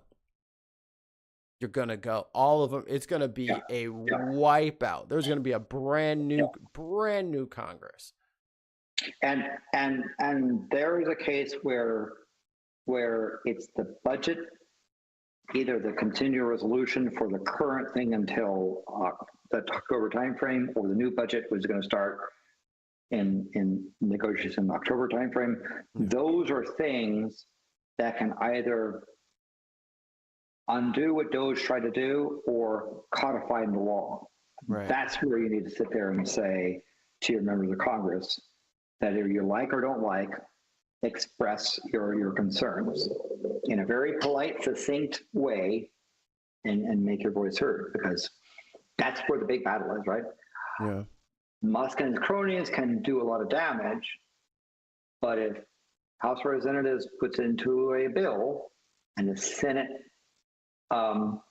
passes it and the president signs it, it's law. And I think, like, pretty much MAGA Mike and like that, like, there's only been a few of them in the House on the right. Like, they have made perfect campaign videos for anybody who would like to run. Sure. Like they have literally clipped it up perfectly for you themselves, saying, well, I'll just make it so that there's one day for the rest of the year. Like, all of the blatantly obvious caterwauling, like all of the stuff, like, it's right there. All you got to do, just go on YouTube and then you just do a little screen capture, and it's simple. This is a slam dunk for either side. Whoever runs and gets any sort of support behind them, as like union presidents should be running. Like someone like it is going to be a absolute bloodbath when it comes to incumbents. They're not going to none of them are going to make it through this unless they've been active and fighting this. But anybody who's been on board with this, it's not going to work out. I don't care how much money Elon's got left. It ain't enough. Yeah. And how is he not in jail for giving out $1 million checks? I know the last two were fake, but I know you you can't pay people. Like, this is stupid. And I know that in the case of other stuff, there's very strict laws in there. I was aware of the laws, at least in the Silicon Valley, where it was illegal to give people stuff to try to vote, right? Yeah. Even a business might be well-meaning and say, hey, if you show us you voted, we'll give you $1 off on a sandwich, right? Yeah. They said no, and the reason why you're not supposed, they don't want you to do that, is the fact that that's where bribery and corruption. Look at how elections are done in India. India, the world's largest voting country, they spend an enormous amount of money where there's just blatant bribery, corruption, buying votes, type of thing. So there's some strict laws, and so I saw what some of the things that Musk was doing and saying. I don't know if that's illegal in the states he was doing it in. I can tell you it had the appearance of illegality. Yeah. And was quite concerned. So there are very good reasons why, for example, you're not allowed to go and photograph your ballot in the ballot booth, because the game, for example, is played in a place. There's places in India where what they'll do is they'll say to the person, "Here's a toaster that can be yours. Go and vote and take a picture showing that you voted the right way, and you can have this toaster." They'll bus people. They're going and bus people from this village come in, and they'll hand them gifts on the bus, and they say, "You go and vote, and if you vote the right way, we'll give you more gifts." And the result is, in India, when they have a national election, many billions of equivalent dollars of stuff is done on basically bribing people just to charity. come and vote. Just happened to be around the election. Yeah, and some of the places as well, what they'll do, although I don't know if it's done now, is they would sit there and say, "Here's a ballot we filled out. Take this ballot in, put it in a box, and give us the blank ballot back." So they would carry in a filled out ballot that's filled out according to the people correctly, and when they return back with a blank ballot, then they get a gift. It's not a bribe, we call it a gift, but it's a bribe. And it's turned out and fill out that ballot and say to the next person, "Hey, you want a blah, blah, blah? Just going Take through this the ballot truck. in as we fill it out, drop it in, give us the blank ballot back, and you'll get this stuff." And that was one of the cycles that they would do for that. And we wouldn't want them to mess it up and vote for somebody else, so we'll just fill it out for them. And so I do think that in my opinion, I don't know if what Musk was doing was legal or not. It certainly didn't pass the sniff test, and if not, I think then that states should outlaw, ban that kind of thing, right? Yeah. Paying people to vote, or paying people to this sort of pay to participate is a big goal. So what is it? I think he goes through his pack, right?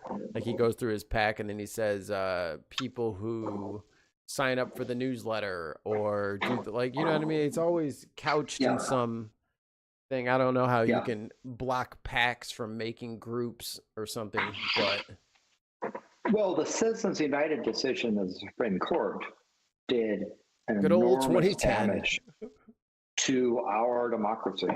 It would be something that, you know, if I had to interact with Justice Uncle Thomas, I would, yes, I would say that history will record the decisions that you made, such as Citizens United, and law students center now will be embarrassed on the level of the Dred Scott decision in terms of the damage that you have done. And the fact that you have no remorse says something to me about your character. I would say to Roberts, I know that you are very concerned with your placement in history, right? And when the court gets too out of hand, you worry about the legacy. Understand that already what the future court, scholars will do will be to look at your appeasement in order to, as a hallmark of your Chief Justice. And you're setting up something worse. And the setup is this: either Supreme Court reform in terms of how long people stay on the court, and/or the flip, right? And flip can go this way, where if you get if you get 5 justices to say ruling, they don't even have to. The Supreme Court doesn't even have to take a case. You could have 5 justices out of 9 that say, we're going to issue a ruling, and the ruling is this: Dodd decision is now invalid. The Citizens United is now invalid, right?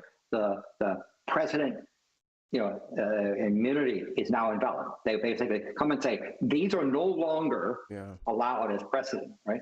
And you just do that and turn them, because the notion of stare decisis has been killed by Justice Uncle Thomas. Right? He's the one that killed it. What is that? What's stare decisis? That's let the decision stand. Okay. Right? The notion that when a court decides something, let it stand, rather than just say, nah, we'll just, right? And so long-standing things like the USB Nixon, right, where they ordered President Nixon to turn over the Watergate tapes, 9/0. And he did. And because they said the president not above the law, right? Even though it is a presidential act to record conversations in the White House, in Oval Office. The current justices said, no, the president is doing something on there, blah, blah, blah.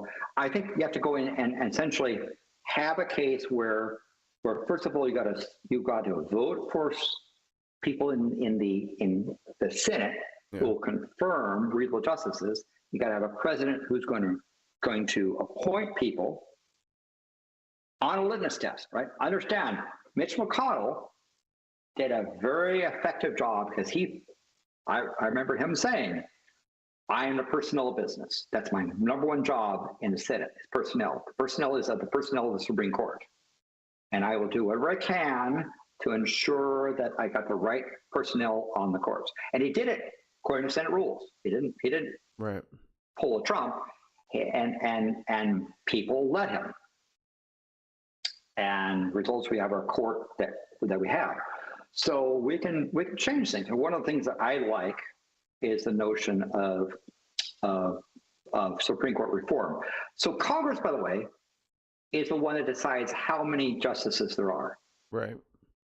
Congress actually has the power. They have actually a power in the budget for all the lower courts. They also determine how many. That's a law, not a constitution. The Constitution only says there's a Chief Justice who does things like swearing in, and it implies that that there's another justice that's not the Chief Justice, but have no number. So I favor this: the old days where you have a circuit court and a justice assigned to that court, where the justice would go around the circuit and would provide guidance and commentary to that area, right? We have 13 districts, we should have 13 justices. Now, I want to be fair and say, well, we carve up 9. So how do we get to 13? Well, the answer is this. You say every 2 years that you lack 13, you appoint another justice. And we get to 13, and so that would basically it would take 4 terms, 8 years to get to there. And when you get to 13, then 2 years later, you take the longest serving justice and you retire that person. And you appoint a new one. That's so plenty every of time. president would have 2 justices to appoint. And when you're appointed, you're on the bench for 26 years. Plenty of time to establish your legacy. But now you have the justices versus and they provide advice to the district courts, as well as serving on the Supreme Court. And that's how you decide how many are there. And they're not a lifetime, there are 26 years, which is plenty long enough for people to make their mark. And if it's not a lifetime appointment, then somebody leaving early isn't the end. You know what I mean? It doesn't feel like like this huge amount of political capital has been spilt on the ground because it's 2 years early. It's like 2 years, whatever. And this idea of reform would be if somebody dies or leaves early and retires, their seat would be the one that's appointed in the next 2 year cycle. Oh, just default. Every new Senate, every new not Senate, but every 2 years of a new election cycle, right? The president would know they nominate 2 justices that the Senate would confirm, and at that point you have a sort of rotating cycle, and the 13 giving you 26 years. And so it's a fair thing where you're not going to try to stack the courts. You don't want to do like what Franklin Roosevelt wanted to do, which is just stuff everyone in there. 55 people. Because then if you say if one party stopped to make it 13, then the next party would make it 19, the next party would make it, and then pretty soon you have 57,539 justices because everyone wants to, right? I am on the Supreme Court, actually. We all are. And at that point, you could have situations where, again, the court, having seen decisions been made, right? Roe v. Wade was a law of the land and was overturned. So it's fair to say we can flip that back, not even take a case, but sit and say, we have now 5 justices that say a decision is hereby no longer allowed to be precedent, and Roe v. Wade is law of the land. Instruct to the courts and done, right? You just declare it and you're done. But then more importantly, Congress needs to enshrine it in a law. Like, it's not so friggin' hard. Just write it down on a piece of paper and raise your hand. That's all you gotta do.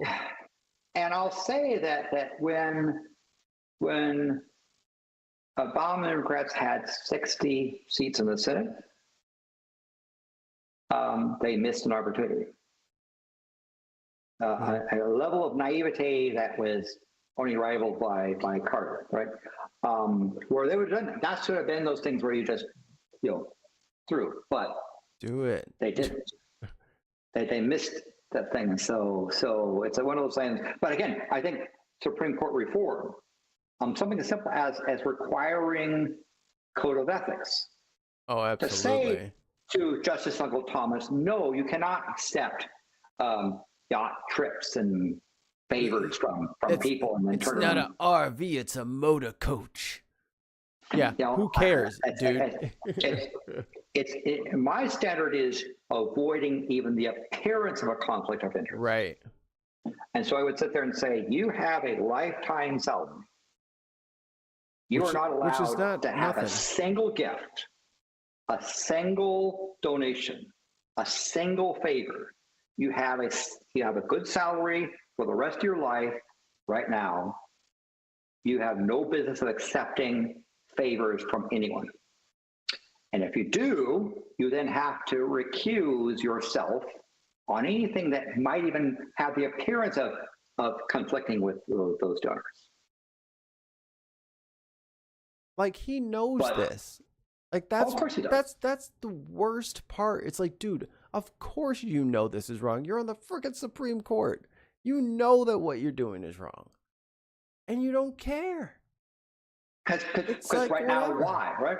And so now the case is, if you do this thing where essentially you go to 13, and every 2 years, the longest serving justice is retired and a new person's appointed in their place.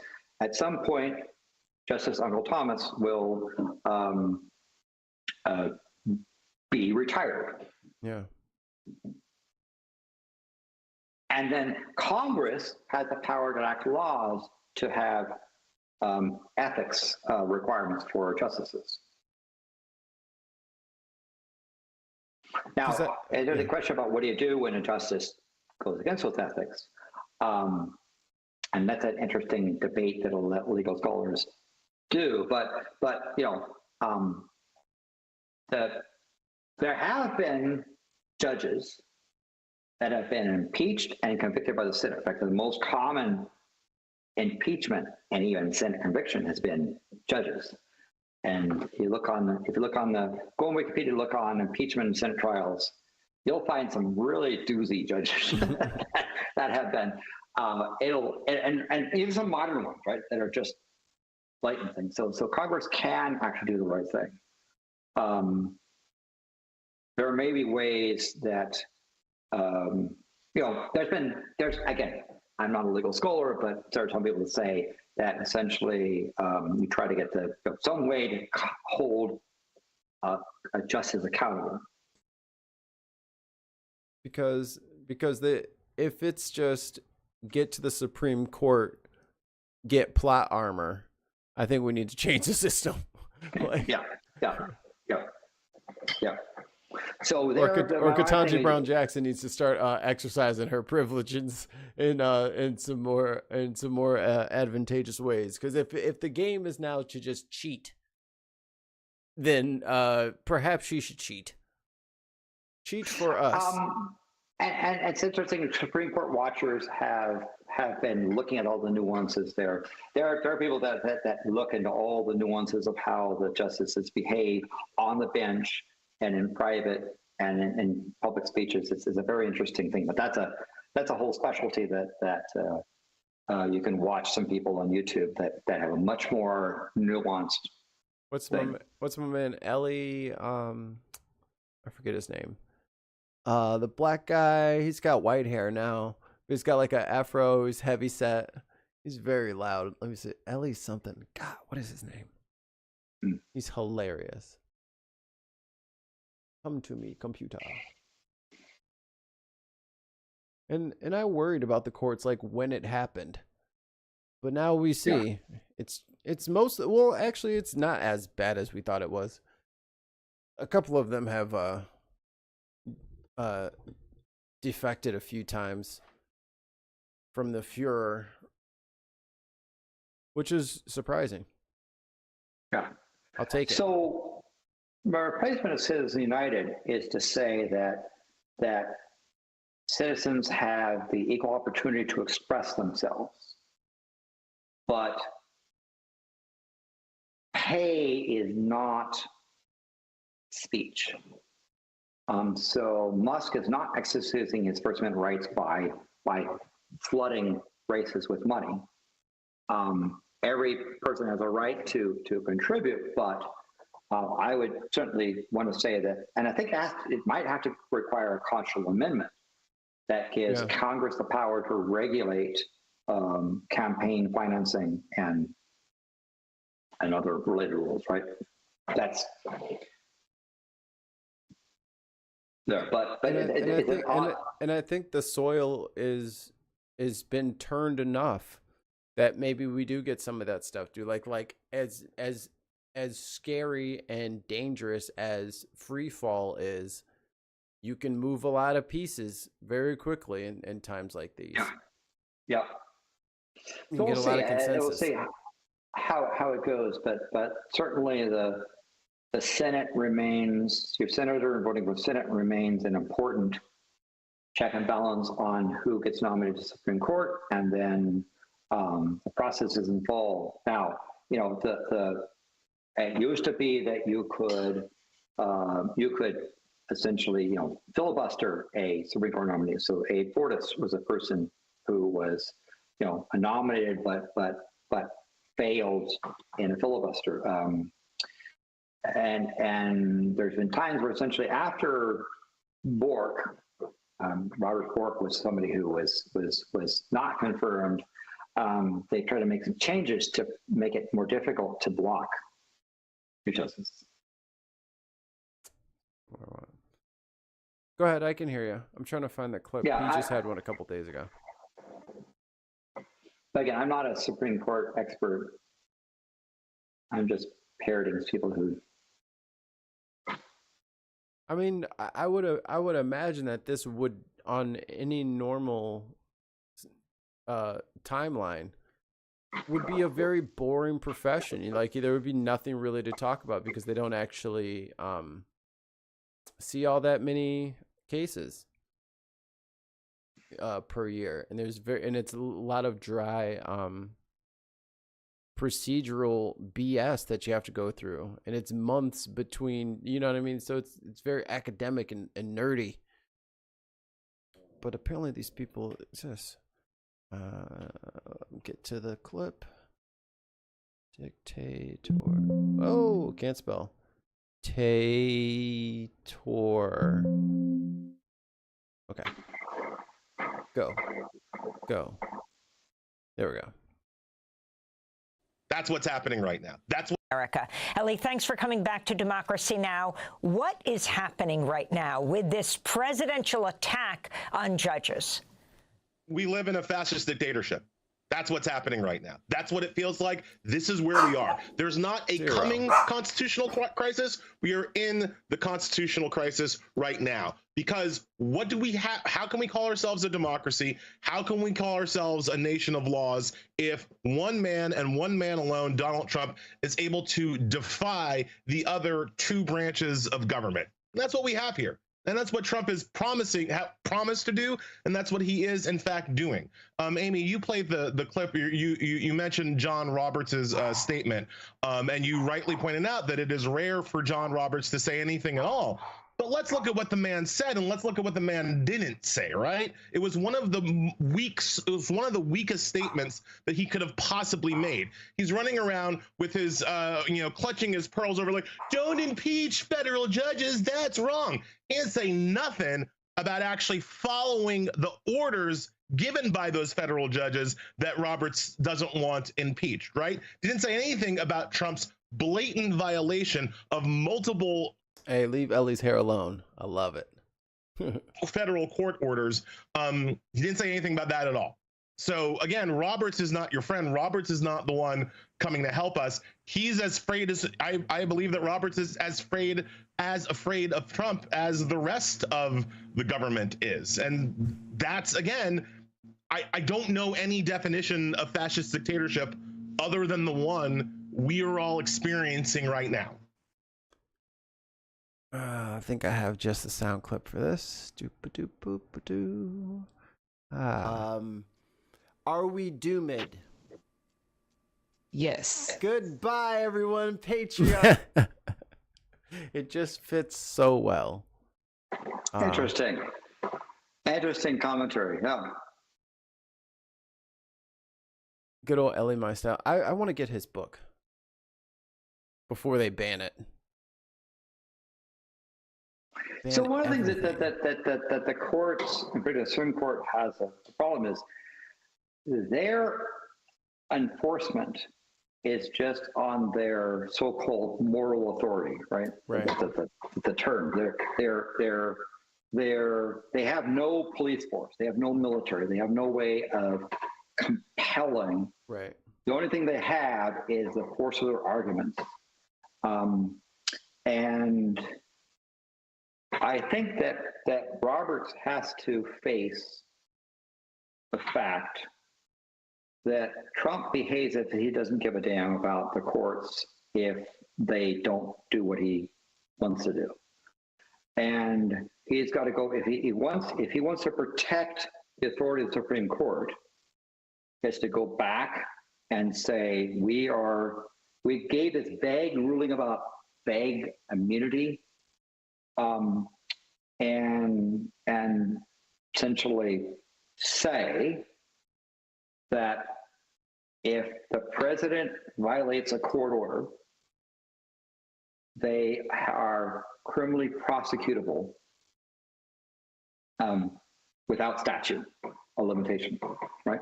So if the court says, bring this guy back so we can have a hearing, and Trump fails to do so, which he's doing right now, Trump can be held in contempt and be prosecuted at any time without statute of limitation.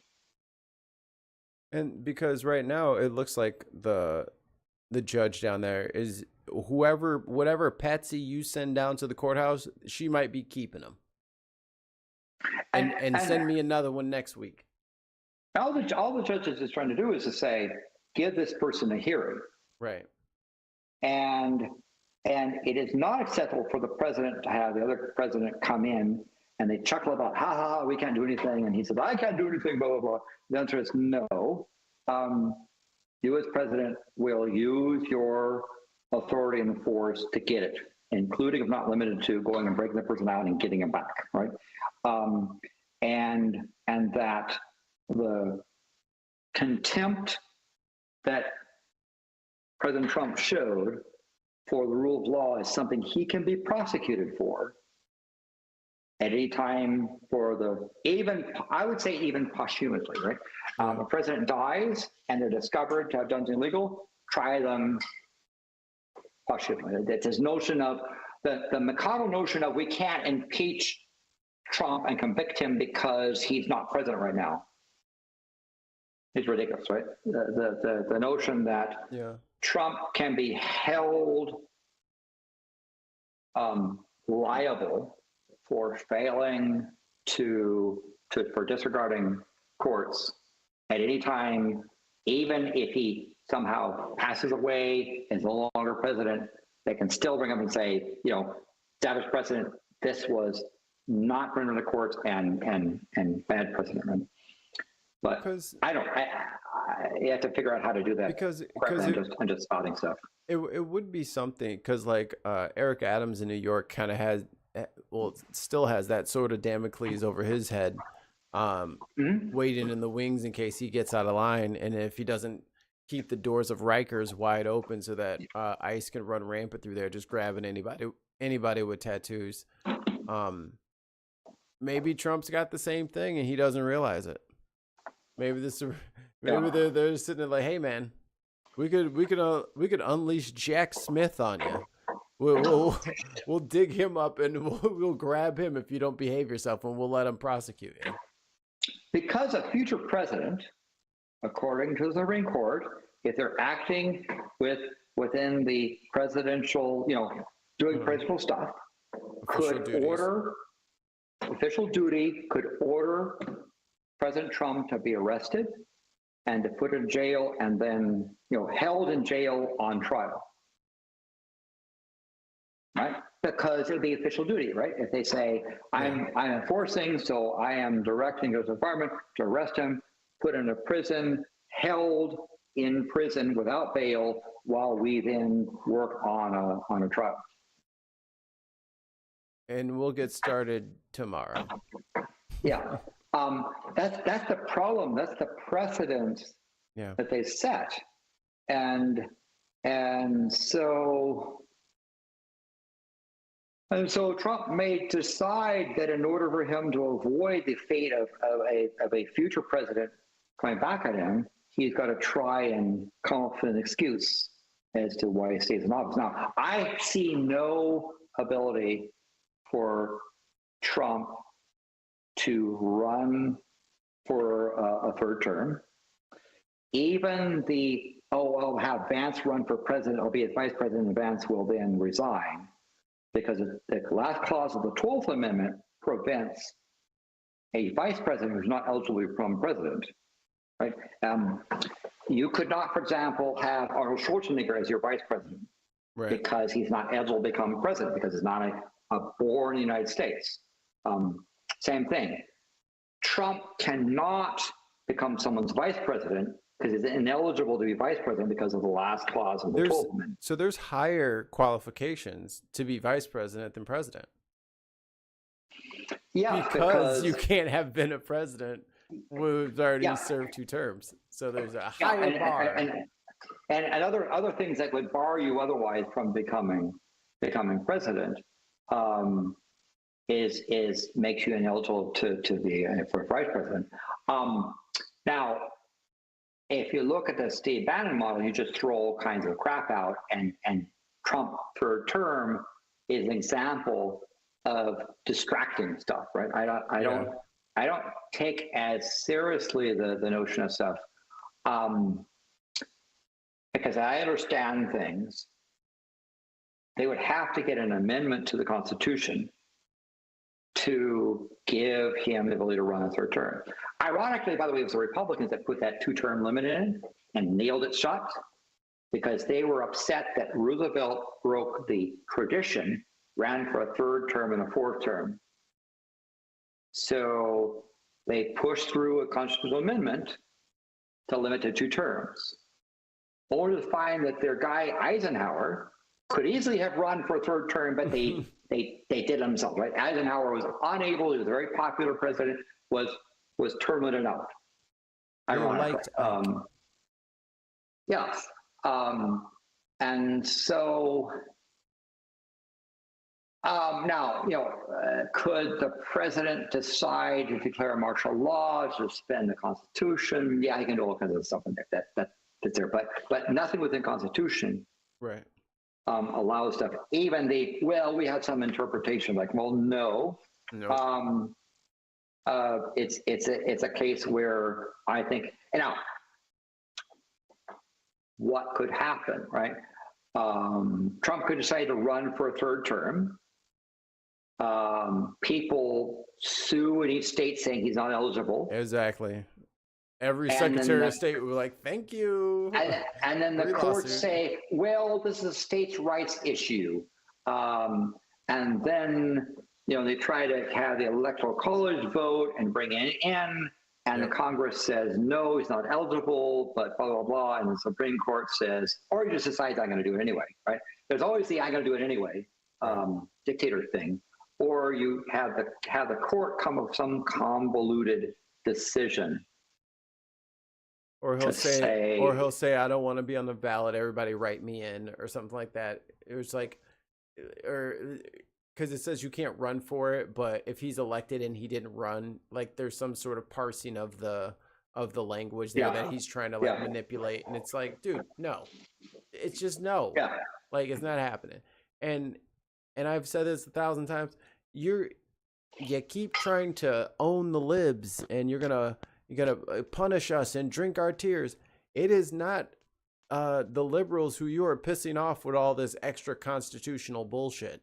Like, it is not the liberals. I mean, we're mad too, but there's still a good portion of John McCain Republicans out there who don't appreciate this. Just as embarrassed as I feel talking to a Canadian, they feel about MAGA having taken over their party of Reagan and all of his disgusting values. But like, they feel like they've been hijacked and that this guy's taken over and treating everybody, all of their neighbors, like garbage, collapsing all of their companies that they've been, get out of here, kitty.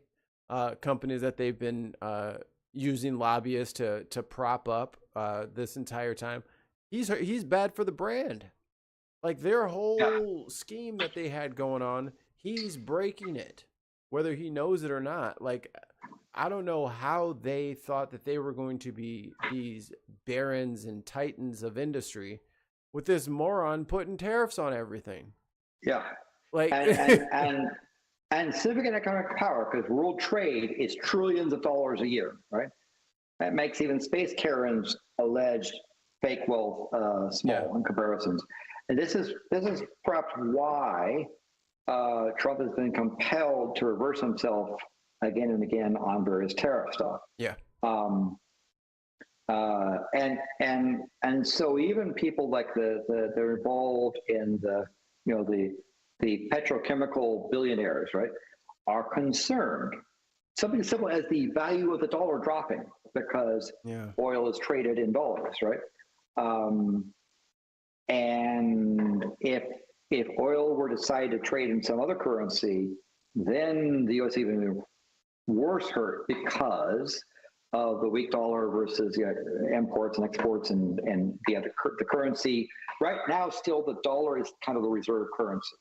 But other countries are saying, if you threaten to get rid of the Fed chair of the Federal Reserve and do absolutely the wacky, destructive things where it's always the inconsistency of tariffs. It's on again, off again, up, down, delayed, not delayed, sort of delayed. He thinks he should be able to control what the interest rate is unilaterally.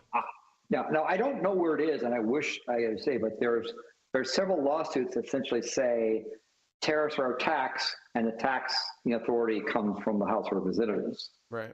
And that the claim of national emergency is not something that Congress can whale away, right? Because we'd have to be at war.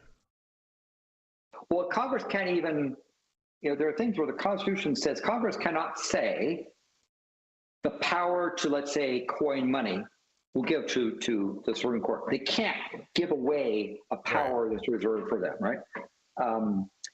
Same way that they can't. So I think there's an interesting challenge that's been made, I don't know where it is in the courts, that simply say tariff is a tax and Congress doesn't have the power to give the president unilateral taxing authority. Oh, so you're saying from the onset, this bill is unconstitutional. Yes. Yeah. Congress can't turn around and say, we're going to hand the power to regulate, patents and copyrights to the executive branch. Well, you know what? No. They can't do it because it's reserved. The Constitution says it's Congress that does that. That's the thing. Well, I've decided for most useful hearts. I've decided as president that I'm going to allow the Supreme Court to declare war. It's not. It doesn't work like that. It's Congress. So now I don't know where it is because I know there's suits involved in that, and these things take time. Yeah. And who knows what the Supreme Court would do? But again, only thing I hope is that because even Trump is pissing off the Supreme Court, that they might choose to rein on thing. And it turned out that there's enough wiggle room in their wishy-washy. President can do what they want with official acts. That they might be able to rein that back considerably, to have it not be so devastating. But again, that's going to be interesting to see what happens. Boy, we'll see. It's all again. But imagine again, the notion of the authority of the court is based upon what people believe it to be, and what Roberts has to face more than the legacy is that if the Supreme Court makes itself irrelevant, disregardable, what do they do? Right? We're in big trouble if they're now. Again, Congress can overrule the court by establishing laws, and so there's ways to fix, as you said, the case of Roe v. Wade. Congress could codify in law and the president sign it to become law of the land. And the Daw decision goes out the window. Why are y'all in here? Get out! But hope to see. Jesus, get out of here! Don't pull the monitor. All right, I think I'm running out of time over here. I think everybody's hungry. All right. Why don't you guys eat one? Why don't you guys all eat once a day like me? I realize it's a long thing and we didn't get through a number of your fun videos, but I think we had a good conversation. Yeah, well, I'll watch them with you guys later. You'll see them later. We'll watch them later. I think this was a much more interesting conversation than we'll do it tonight. Candace Owens says NASA is fake and gay. What? It's fake and gay. What? Fake and gay? Yes. Is it trans? Yeah, maybe. Maybe. I mean, gay is, I mean, aren't they going after trans now? Isn't that the attack maybe vector? Well, it's NASA, so it's like an old school insult. There wasn't trans back then. Okay. Bill Maher said some nasty shit about Jasmine Crockett. He gonna learn. He gonna learn. he gonna keep letting comedians on his show. He gonna get cussed out in a way that is so beautiful that he will completely turn into slime. Supreme Court talking about their LGBTQ book bans. And then that's the thing where the courts are saying essentially allowing parents to pull kids out of school for stories that they might object to. I say good. Let them pull them. It used to be on sex education. They say, well, the parents can tell their kid, you can't be there in sex education because that's bad, right? I think this is kind of their argument is similar. Similar quote, right? My biological pulled my sisters out of gym class back in the late 80s because that disgusting gym teacher said that the girls were going to wear shorts. He said, no daughter of mine. They didn't wear shorts. They wore dresses every day. Because we were religious fundamentalists. Good times. And that is why I'm weird. Uphold family values. Yeah. Uphold family values. There you go. That's important. The family value of my kid not being able to play kickball. Like, what the... what is the point? What is the point of living if you're a kid and you can't play kickball with your friends? Because of a dress. Like, not for any ailment or, I am allergic to people, so I can't go. Nope, I just can't wear the clothing necessary because of reasons, scientific reasons. And gymnastics is right out. Oh, hell no. He's still bumbling around the internet somewhere. A loser. Hate that guy. All right. Thank you guys so much. Let's do this again sometimes. Yes. We have to not take so long thing because all that stuff builds up and we. Yeah, that's my fault and your fault. It's our fault. Yeah, my fault. And I'm sorry if I offended people, but I'm just expressing my opinion. They're fine. You folks, express your opinion and try. We're I'm very used to everybody in the chat being mad at me. I usually yell at them. It's okay. We're all gonna be okay. This is a safe space for us to light each other up, but still know that we're all pulling in the same direction generally. Yeah, and please, don't despair. Do your part, and you can at least say I did my part and move on. Oh, I think I closed it. I had our favorite universe. I put it in the chat. I will put it in there one more time. Yeah, we have a thing. There is the unnamed. It used to be called Unnamed Tavern. Now it's Debate Pub. Show is now on, and it's at 6 p.m. Pacific, where Manya, Chesh, David, and I talk about the politics of the day. And then, of course, there is the Volcano Show. The freshest of Earth. The Volcano Show is on May 17th in Debate Pub at 5 p.m. Pacific, where we'll see what Madame Pele is up to. So those are things coming up. And then like and subscribe. So click that like button because it helps the algorithm. It helps them maintain their monetizational worthiness. Yeah. Ooh, we got a lot of those. Also, put a comment. I'm not talking about the chat. When the show's over, put a comment in there. What you like, didn't like. Put in the magic word, pickles. We're gonna start screwing with the algorithm. Make them start doing pickle ads or something. Ooh, yeah, we should do that as an experiment. We should just like all leave the comment of like French toast, and then see what the ads are for like a week after that. Yeah, and you just like you have a thing you can sit there and say, the person who puts a comment in who is the most innovative way of expressing pickles will be featured in a show thing of saying,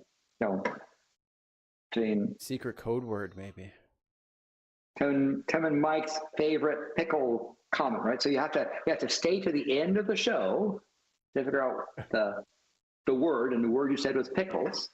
So the best pickles comment added down below after the show, not the chat, but the show, you will feature and say, here's the #1 pickles thing. We gotta wait to the end in order to know what the magic word is to know what put forward. The top comment will get to choose what kind of pickle costume I Photoshopped Tim's face into. Thanks again for there, and thank you for putting up with my rants. No, we need to not like let this build up. That's our problem. Yeah. And my wife is home. All right, guys, we're gonna do some outro music. We love you so much. Go to patreon.com/thebinpodcast. Bye. Subscribe. Thank you. Why can't you? Oh my goodness, the baby is crying. What? All right.